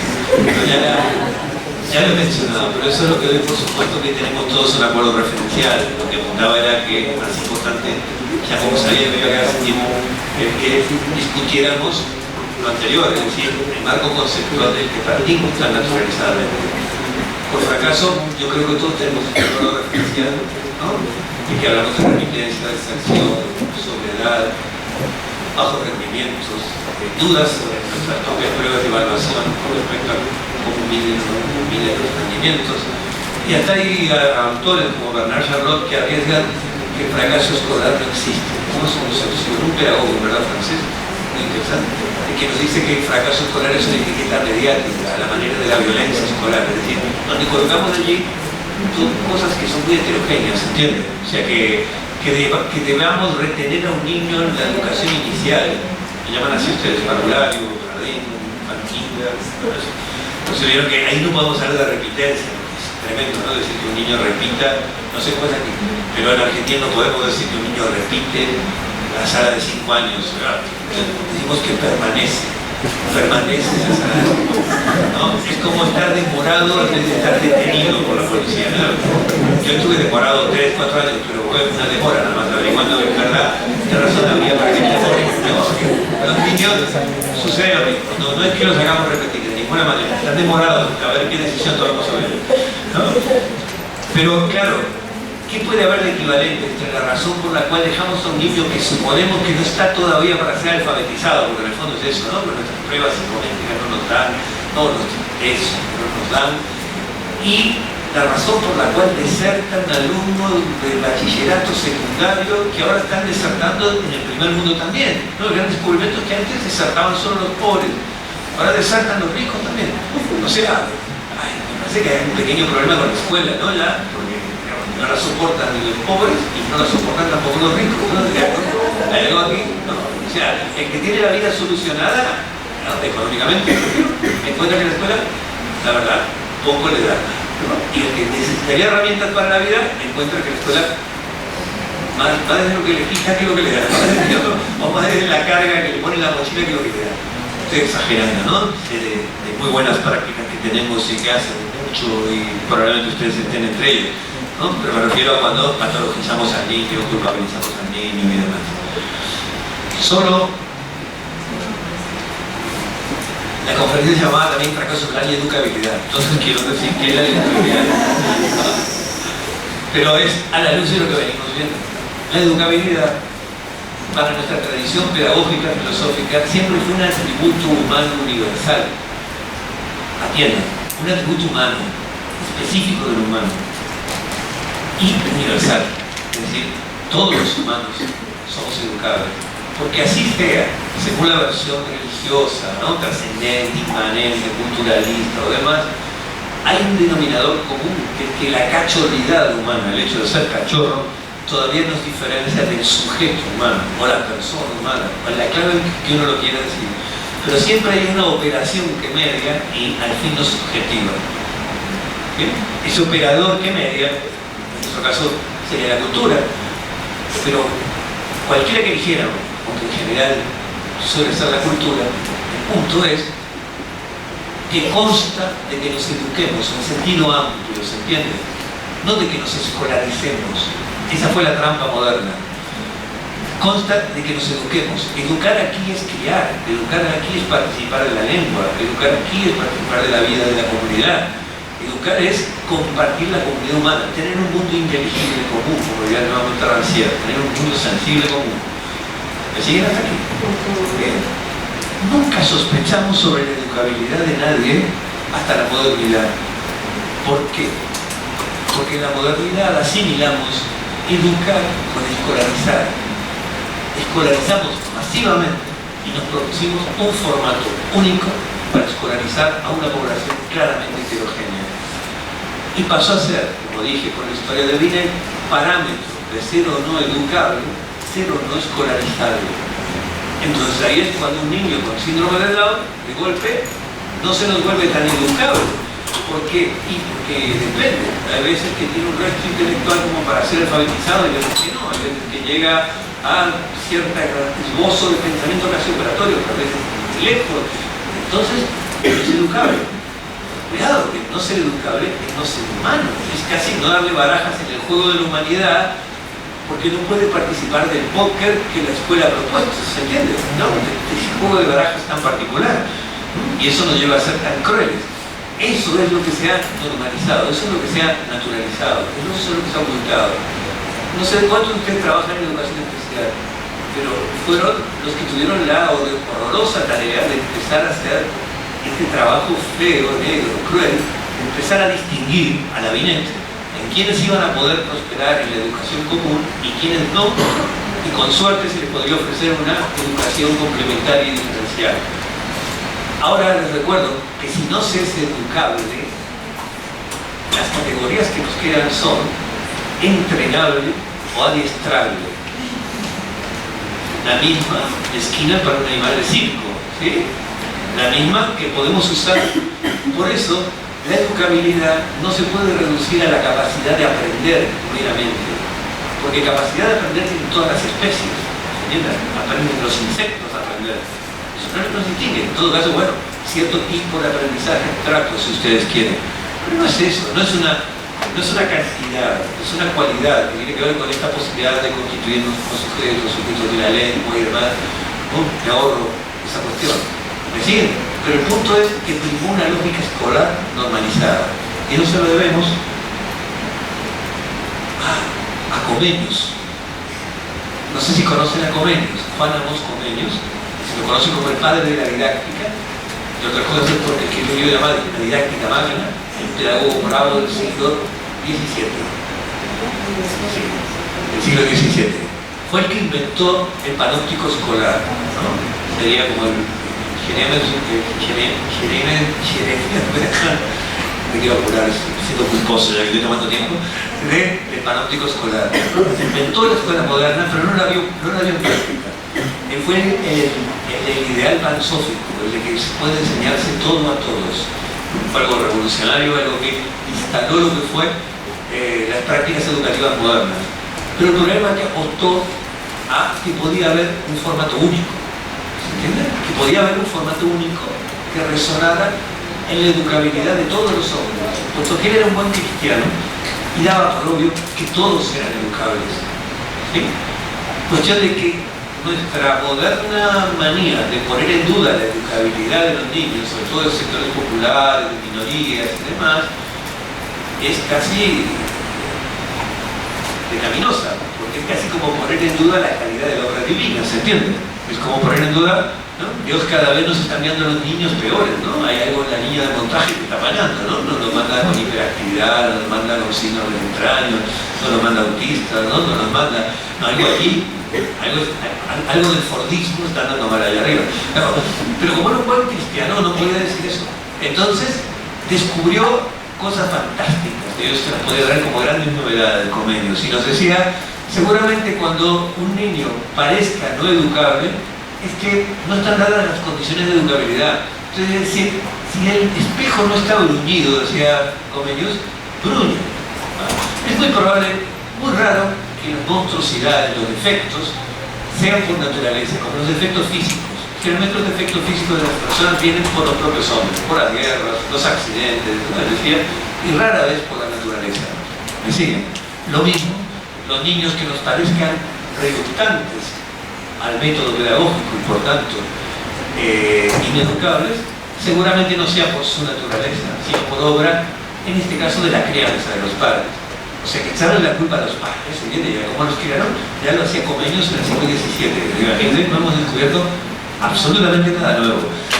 Pero la diferencia notable es que Comenius apostaba a que que la creación de un proyecto escolar universal para cumplir el ideal pansófico debía ponerse a prueba, debía ser construido, debía ser una construcción histórica, un oficio, debíamos ponerlo a prueba, debía atrapar a la enorme mayoría de sujetos y solo quedaría, decía él, por fuera, una minoría despreciable, no en el sentido moral, sino estadístico, despreciable, de monstruos humanos. Es decir, que los que no fueran educables no podían dejar de ser humanos, eran monstruosos, ¿se entiende? No puso lista de ejemplos ni de nombres, ¿no? Pero es imaginable que algo entrará dentro de las cantidades de cosas que conocemos en la educación especial. Pero me siguen en esto, él apostaba a la universalidad y la educabilidad, y además de que nuestro método tenía que atrapar al universo, y que por supuesto nos íbamos a encontrar con una diversidad enorme de talentos y voluntades. Ella sabía que nos íbamos a encontrar con niños muy talentosos y voluntarios y con niños con bajo talento y mala voluntad, pero que frente a todos ellos teníamos que ofrecer una práctica educativa. Nos comportamos hoy día como si la tarea estuviera cumplida. Creamos la escuela moderna, tomamos el formato graduado y simultáneo, fue homogéneo y mayoritario para la cultura escolar occidental, lo hemos impuesto hasta las escuelas rurales.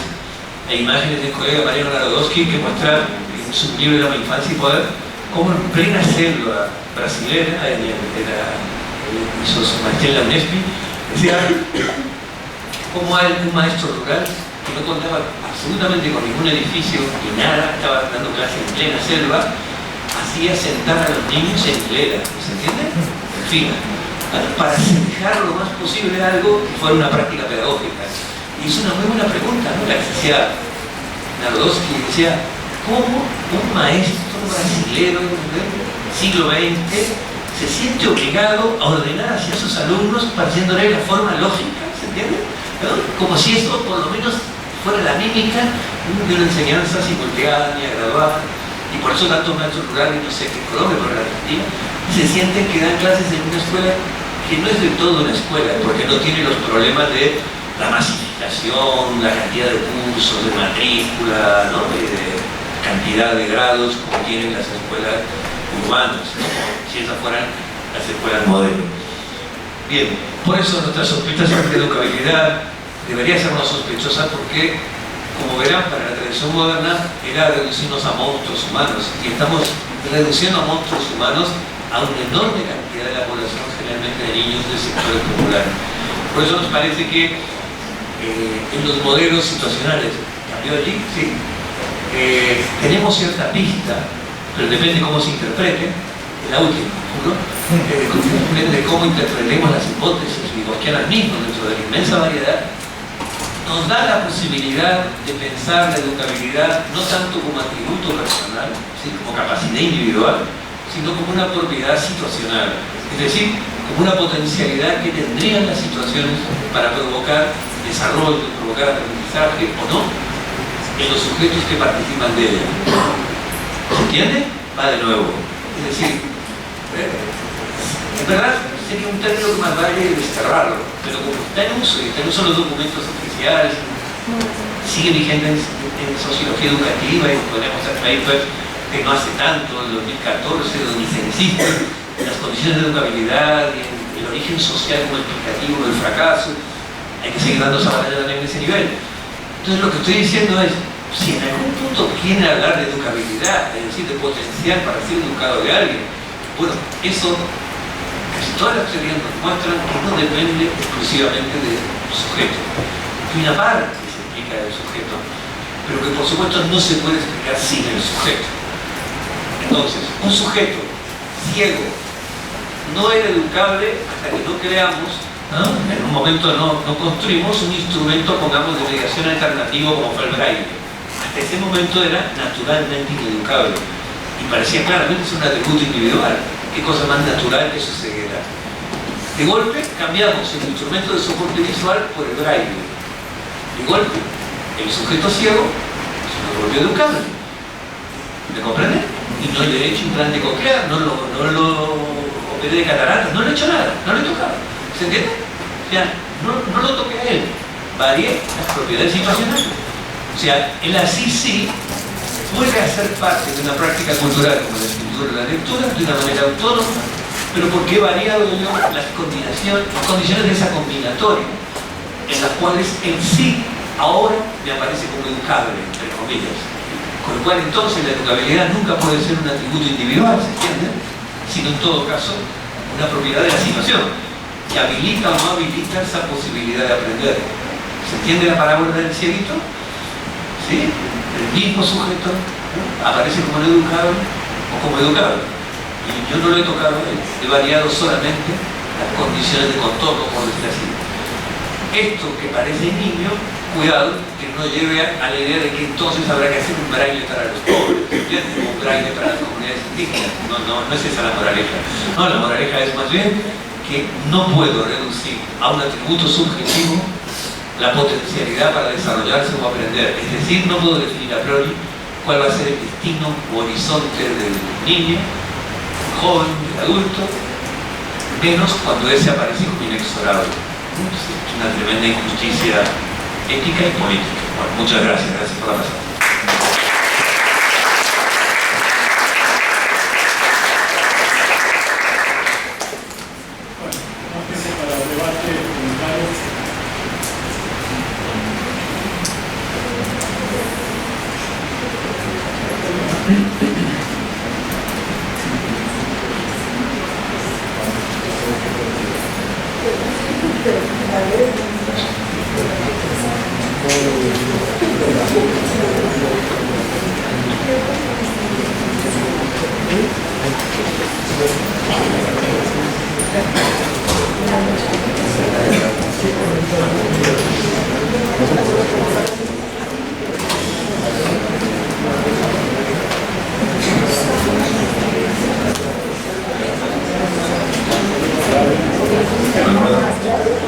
Buenas noches. Conforme a lo que usted dijo al final, yo sí quería preguntarle por qué en Colombia tenemos la parte de educación, cuando uno trabaja con comunidades afrodescendientes en Colombia. Entonces, ¿usted cómo ve eso? Porque al final usted decía, no se puede hacer un braille para indígenas, entonces pues lo asimilé a cómo se halla con las comunidades negras, porque hay una ley que se llama la Ley 70 de Comunidades Negras, en donde el educador entra a trabajar con los niños, con las huertas, con el entorno, con el contexto. Entonces sí quería como, no segmentar, pero sí hay procesos históricos que requieren que los niños conozcan, que de pronto no sea lo occidental o lo europeo, sino que sea la cultura propia, esas prácticas culturales propias. Entonces quería como que... Sí, claro, es una reflexión bien pertinente. Lo que pasa es que el culposo seguro por terminar, ahí uno no imprime matices, sino que advierte por las dudas.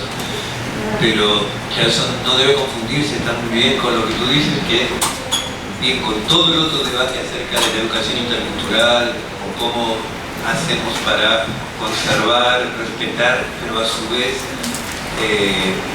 ampliar, poner en diálogo las identidades culturales. A lo que me refería, más que nada, era a que no debería existir la imagen de una ortopedia, porque el braille se presta a la idea de una muleta ortopédica, ¿no? Como Brunner bien escribía, ¿no? Sería como el instrumento ahí que usted está. Exacto, ¿no? Para no instrumentalizar, ese era efectivamente, se ha captado lo que decía a pesar mío. Vamos a decir, se comprende, ¿no? Que lo hemos cometido ese error, ahora en la educación intercultural. Hemos hecho libros de lectura especiales para niños de comunidades indígenas, cuyo protagonista fueron los propios niños indígenas, que además son los parte de una literatura, sino de una literatura ad hoc, protésica, ¿no? En Argentina al menos lo hemos hecho.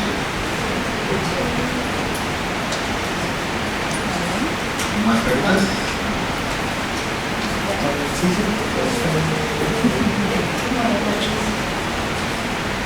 Cuando hablabas de la zona de desarrollo proximal, que decías que era como una patada a la psicometría como estaba establecida, la manera de evaluar, me recuerda una experiencia que tuve en el colegio en el que estoy, en la que los chicos todos están integrados en la misma aula, independiente de su nivel educativo y demás, pero al momento de hacer las evaluaciones de cada periodo, los que necesitan compañía nos sentamos con ellos.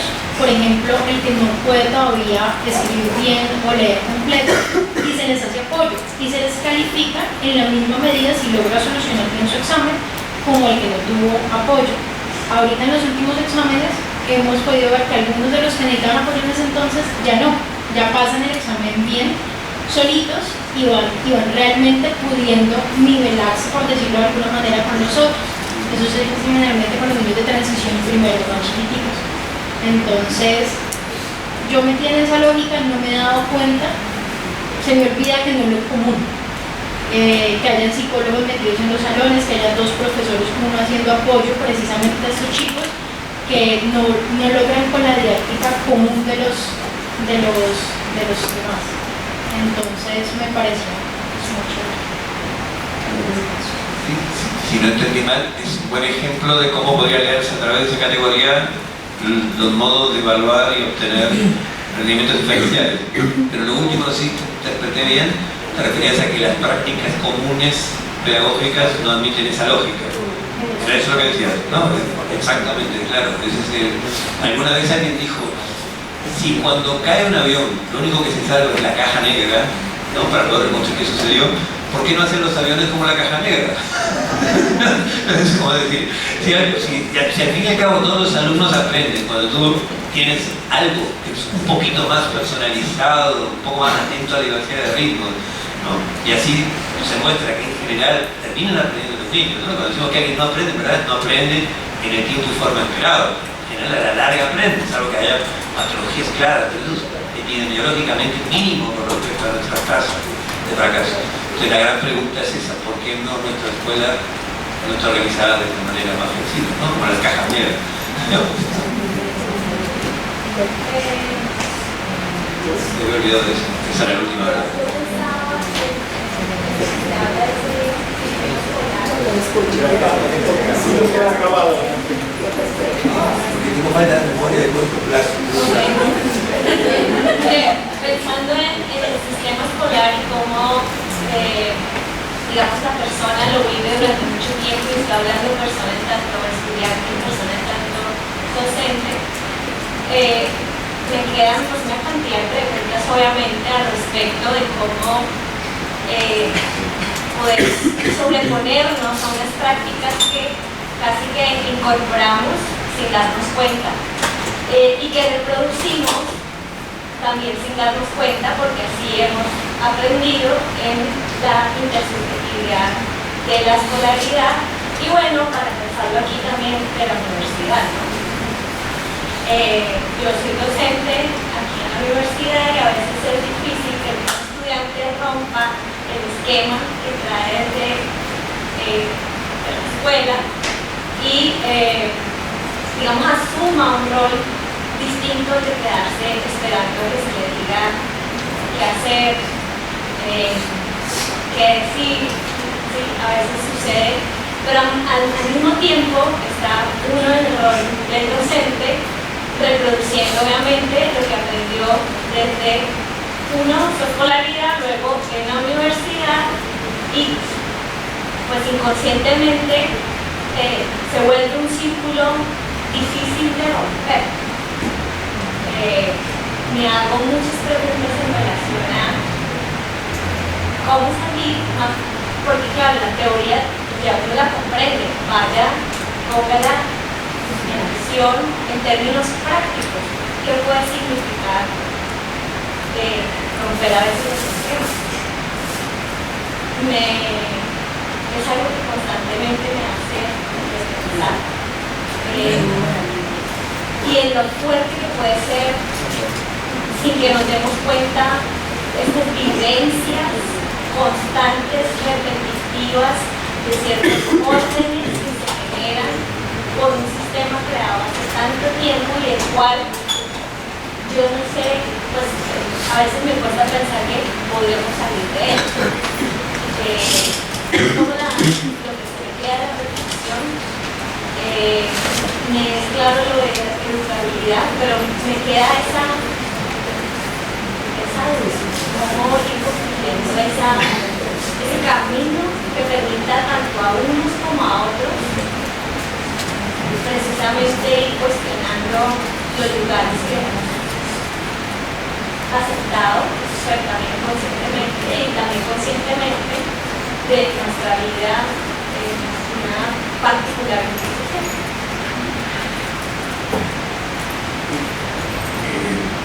Yo comparto, ¿no?, plenamente tu experiencia y tus sentimientos, digamos, ¿no? Yo también me encuentro ante la duda de qué consecuencias prácticas. O sea, yo en mis prácticas de docencia universitaria me siento un docente conservador total, ¿no?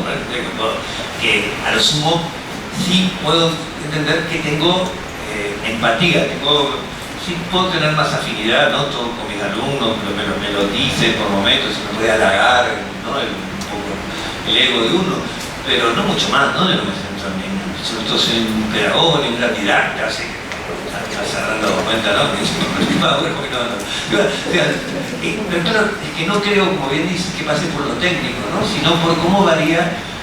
Hay una discusión que tenemos en el campo, que es que si lo que debe variar son el instrumental, ¿no?, la idea de la escuela no está actualizada, entonces el asunto es notebooks para todos, ¿no? Ya, sí, hay mejor, ¿no?, mejor que haya más alfabetización digital, ¿no?, pero luego, ¿qué cosa haremos con ello?, ¿no?, que es la pregunta clave. Pero además, lo más tremendo como síntoma de época es el sentido de estar escolarizado. Es decir, ¿qué sentido tiene formarse y bajo la forma escolar? Por eso yo ponía como síntoma el de que no solo están fracasando los niños de sectores populares, sino que están muriendo enormemente de las clases medias, pero van resignados porque sin educación no consiguen, al menos, ¿no? Tuvo su ministro de Educación Daniel Filmus, que planteaba que la educación ya ni siquiera ahora es un elevador de posiciones, sino es un paracaídas. O sea que la mayor titulación nos permite descender más despacio en la escala social, ¿no? Esa hipótesis, ¿no?, tremenda, ¿no? Digamos, pero por lo menos con eso. Y lo de las clases altas, como dije, están directamente inconmovidos, ¿no? Me parece completamente inútil. Es decir, antropológicamente, ¿no?, y hay que mirar mucho los antropólogos, hemos logrado algo increíble, que nuestras prácticas de transmisión de la cultura sean renegadas, sean odiadas, sean rechazadas, tanto por los transmisores como por los herederos, ¿entiendes? Digamos, nadie quiere esa herencia, como que son puras deudas, ¿entiendes? O sea, nadie parece estar muy interesado en nuestra herencia cultural, ¿entiendes? Y en transmitirla. Y eso no se ha dado, que sepamos, en ninguna otra cultura. Lo hemos logrado en la modernidad, ¿no? Era un lugar que quedó como desterritorializado, ¿entiendes? Como un lugar que, por eso explica que el colega brasilero siente hilera a los niños, ¿entiendes? Digamos, no tiene ninguna razón de ser, pero eso parecería ordenar un sentido. Yo, a diferencia de otros colegas, por ejemplo, hay colegas que han visitado Chilochas, que he estado, hay algunos colegas que creen que cayó el sentido de lo escolar, ¿ya?, por el hecho de haber caído el sentido de las instituciones, ¿no?, estatales, levantadoras de sentido, a su vez, de la escuela y demás. Yo no me arriesgo a tanto, porque me parece que ahí debemos tener un voto más humilde, que es decir, todavía nos cuesta reconstruir la multiplicidad de sentidos que lo escolar puede tener de acuerdo a la práctica local, al origen de la comunidad. ¿Me comprenden? Es decir, la experiencia escolar puede ser vivida de modos tremendamente diferentes de acuerdo a los sujetos de que se trate, a la práctica que se desarrolle y demás. Sí comprendo, por supuesto, cómo se deslegitima la manera de cómo lo era tradicionalmente bajo la figura del Estado-Nación. Entonces creo que tu pregunta se sintetiza, por desgracia, una cosa muy compleja que para mí es central en el debate actual, que es el sentido de la experiencia escolar, ¿no?, que es de dejar de vivirla como naturalizada.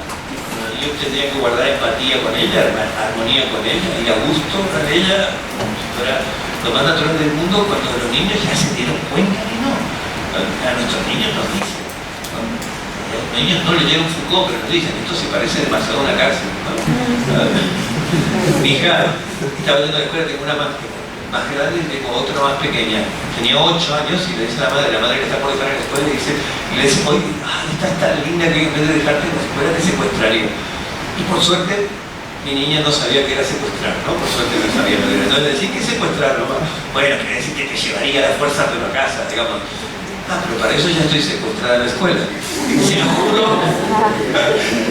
Se lo juro que no leyó nada, yo no le doy clase de Foucault, no, yo no le confieso lo que pienso de la escuela, yo pongo la cara de buen padre que confía y le digo que la escuela es fantástica, mira que bien que la pasa, pero ya se dio cuenta, ¿entiendes? Y cada vez que cuento esto, hay 2 o 3, 4, 5 colegas como ustedes que dicen lo mismo, que el hijo dice, pero esto no te has fijado que hasta tiene rejas,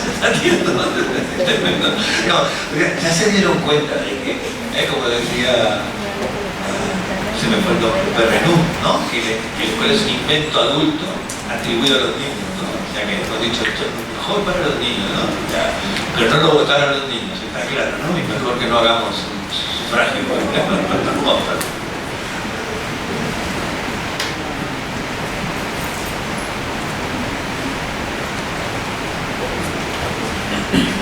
Hola.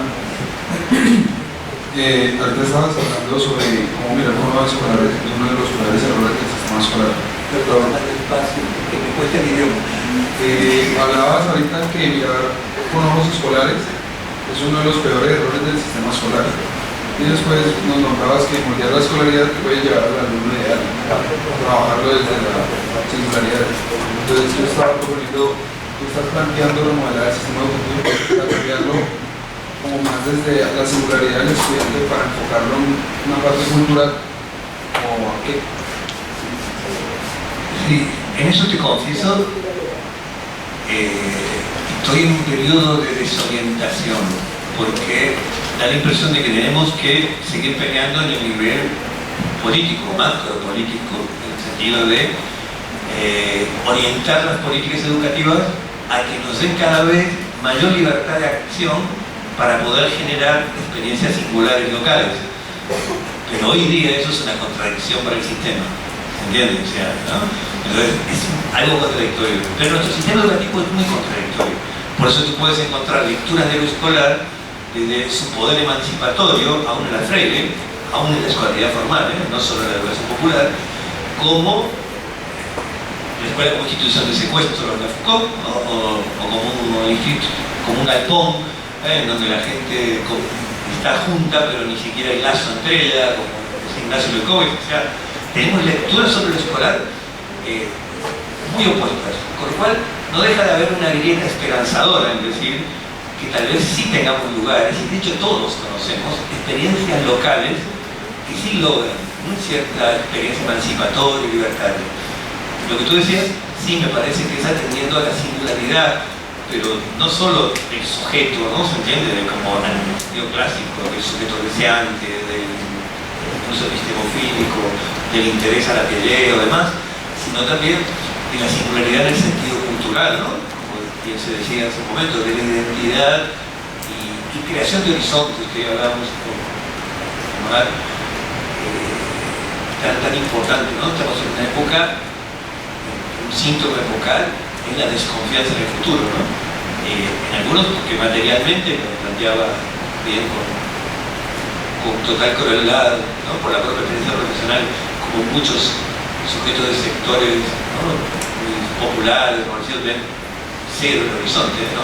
No ven futuro, pero además porque todos percibimos el futuro como amenazante ya, ¿no? Se quebró la idea de futuro progreso moderno.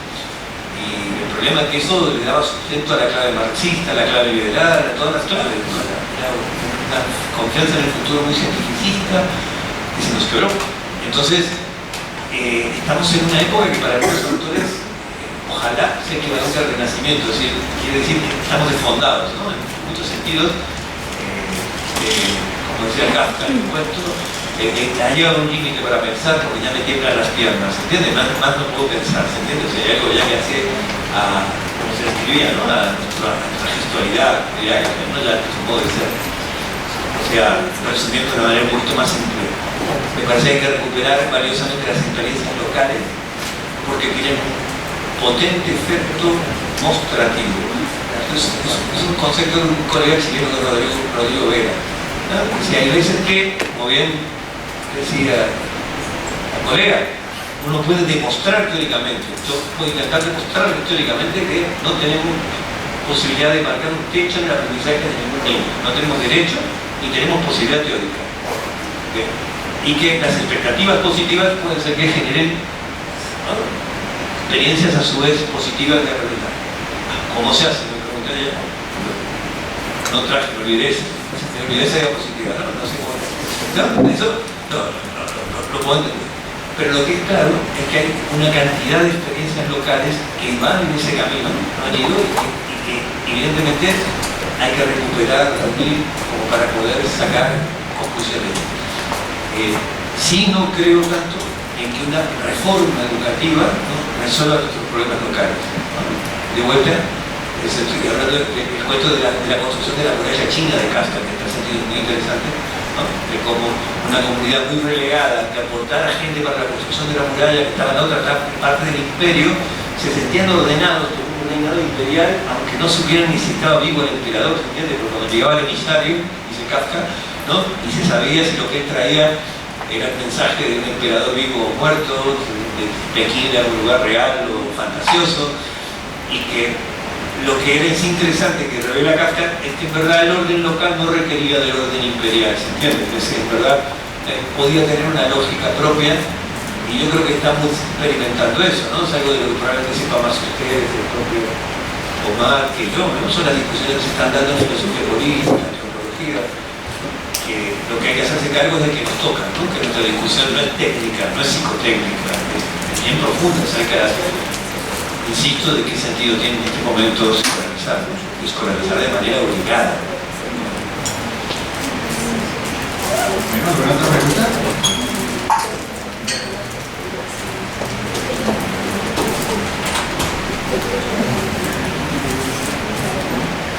Buenas noches. Recientemente en mi trabajo como psicóloga que está en el medio educativo, se me han hecho una serie de preguntas a propósito de los diagnósticos y de lo que se espera que un estudiante debe hacer a determinada edad. Hay un interés muy marcado en que el psicólogo dé explicaciones y favorezca la comprensión de lo que sucede cuando hay dificultades académicas, escolares, cuando no hay motivación, cuando no quiere aprender el estudiante. Trabajo específicamente con jóvenes, con adolescentes, y encuentro que esa desmotivación, ese desinterés pasa por muchas cosas. Digamos que es algo muy complejo porque se busca reducir a no quiere aprender, a es perezoso, a estar desmotivado, así como una serie de frases reiterativas en donde la situación se busca como, bueno, psicóloga, ¿qué hacemos? ¿Qué hacemos? Entonces cuando se los invita a la reflexión y a mirar qué se puede hacer en ese caso con estos jóvenes que quieren, que no les gusta, que no están interesados, precisamente lo que estaba mencionando ahora, llega un punto en donde uno dice, pues, ¿qué otras alternativas se pueden ofrecer? Digamos que tenemos la alternativa para los jóvenes de estar en un sistema educativo, pero por fuera de eso creo que no hay otras opciones. La pregunta va en ese sentido, porque todo el tiempo está como esa crítica, ese cuestionamiento, pero ¿será que nos teníamos que inventar otras maneras distintas de aprender por fuera de este sistema que realmente se ha reconocido socialmente y que pues, lleven a los jóvenes a hacer otras cosas y realmente están sintonizados con el hecho de aprender, que creo que es lo que nos convoca? Sí, has dado con un problema nodal, ¿no? Porque si hay algo que atraviesa el sistema educativo de punta a punta es la desmotivación, aún en el nivel superior, ¿no? De para qué, por qué estudian, ¿no? En verdad nadie le interesa aparentemente, genuinamente, ni siquiera lo que eligió, porque lo que eligió como carrera le interesan 3 materias, ¿no? Y el resto, bueno, son carga curricular, ¿no? Digamos, entonces, en verdad, pues ahora mismo una de las diapositivas hablaba de contabilidad de nivel superior, porque la sospecha llegó hasta ese nivel. Pues la idea es que la gente pasa la educación primaria sin que le exijan mucho, entonces no está puesta a prueba. Y la secundaria pasa más o menos lo mismo. Entonces llegan a la universidad y como es tautológico, como los tenemos mal formados, llegan mal formados y eso muestra su ineducabilidad disciplinar. Y con la desmotivación, me parece que tienes una intuición muy buena. Yo creo que hay un problema en cómo se formula el problema, ¿no? Generalmente Dice, este alumno no aprende porque está desmotivado. Entonces, al revés, digamos, esa no es la causa del problema, ese es el problema. que no podamos motivar a los alumnos. ¿Se comprende lo que estoy diciendo? ¿No? Pero lo más habitual es que alguien diga, no se puede, está completamente desmotivado. Pero eso es lo grave, de que no hemos logrado motivar, ¿no? En secundaria, el profesor no logra motivar en la materia que él eligió como su vida, como disciplina en la que formarse y le interesa, que en cualquier conversación de sobremesa lo escucharíamos con atención, aunque sea 15 minutos, ¿se entiende? Aquel que se dedicó a contabilidad o demás, y nos parece como que tremendo, no, porque fíjate que el sistema administrativo, o sea, uno podría hasta llegar a comprender las razones oscuras que alguien nos lleve, perdón si hay algún contador en la sala, ¿no? Yo puse algo por poner alguna disciplina que no me genera tanta curiosidad, digamos, no soy curioso mucho, no de eso, pero se entiende lo que voy, ¿no? Que uno no puede ni lograr la empatía de transmitir al otro porque ha dedicado la vida a lo que dedicó, ¿no? Se transformó en una relación burocrática donde uno transmite piezas de museo, ¿no? Para empezar. Y también a la motivación le pasa lo mismo, que hay que volver a pensarla, porque sigue siendo pensada en términos individuales. Entonces sigue siendo pensada en términos sobre yo como docente, como motivo, es decir, me disfrazo de payaso, sorteo auto, ¿qué corno hago para que le den bolilla en la clase? No recuerdo, hay profesores que ante preguntas interesantes en la universidad daban caramelos a los alumnos, era una broma, pero una broma pesada, ¿no? Digamos, ¿no? A la manera de sátira, pero hacían eso. Y por el otro lado, o depende del docente que no sabe motivar, o del alumno que viene desmotivado y está desmotivado para todo, ¿no? Todo. No lo saca en Argentina de lo que es Messi y de por qué Messi hace goles en Barcelona y no en la selección argentina, y no hay ningún otro problema, ¿no? Que realmente lo conjuega. Nosotros hemos hecho algunos proyectos en el nivel medio, por hacer un atajo, pero donde se le daba libertad a los alumnos en un pequeño espacio para que eligieran sobre qué querían investigar, ¿no? Entonces se pactaba eso, lo hicimos, era descubrir el agua caliente, ¿no? Como diría nuestro filósofo Maradona, ¿no? Es decir, trabajar por un proyecto, ¿no? Una cosa novedosísima la pedagogía. No era eso, pero lo más tremendo que los alumnos nos decían es lo mejor que me pasó en la escuela secundaria, ¿no?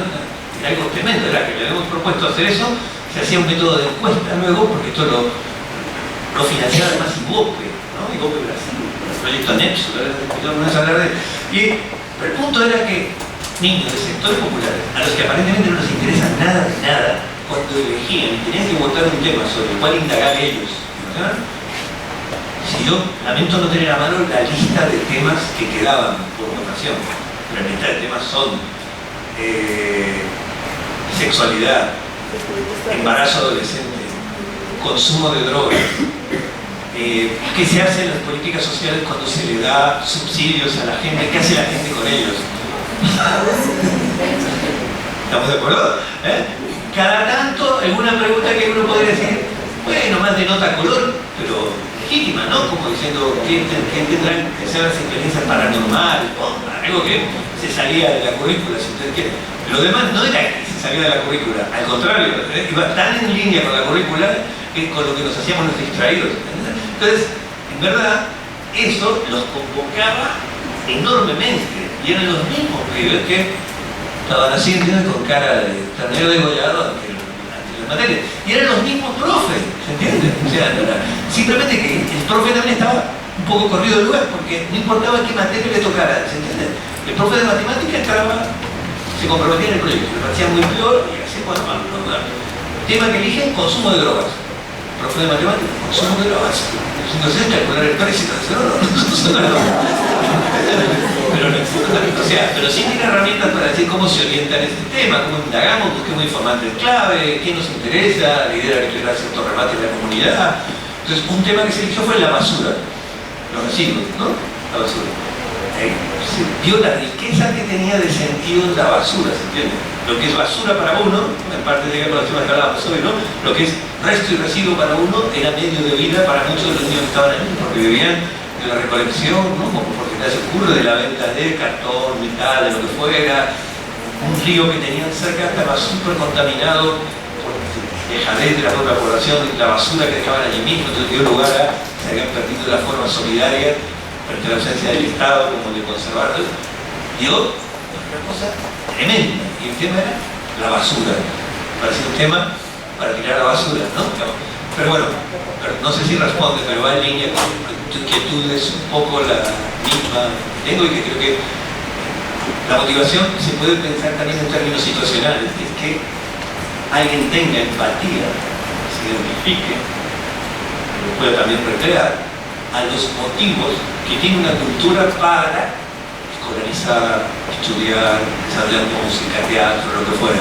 ¿Vale, no? Es decir, motivación también es desarrollar motivos, no tenerlos a priori, no meramente tener una buena disposición, sino cómo introduzco yo en esa motivación. Y una última confesión. Muchas veces en la intervención con adolescentes, en ese caso, yo llegué a la conclusión, ya es personal, en muy poco tiempo clínica, pero en la época poca clínica que hice, me di cuenta que lo más honesto era confesar al adolescente que el emperador va desnudo. Es decir, ayudarlo a él a comprender que en cierto modo la escuela es un precio a pagar para poder realizar ciertos proyectos. Y entonces se logra posicionar a veces de otra manera. ¿Comprende? Un poco como el universitario, que paga el precio de una parte de la currícula que no le interesa por otra parte que sí le interesa. En media veces no le interesa casi nada, digamos, ¿no? pero sí le interesa tener la credencial como pasaporte para, por lo que sea, laboral, demás. Entonces, por supuesto, yo creo que hay que conseguir un sentido para eso, ¿no? Pero estamos hablando para no eludir siempre lo urgente, ¿entiendes? Digamos, que hago ya en lo inmediato. Pero muchas veces el compartir con el otro, desde que uno también considera que hay maltrato, de que hay algunas razones en lo escolar y demás, le ordena los elementos y no lo disloca tanto a él como si fuera una normal que ve, ¿no?, cosas extrañas en donde en realidad las hay. El emperador va desnudo.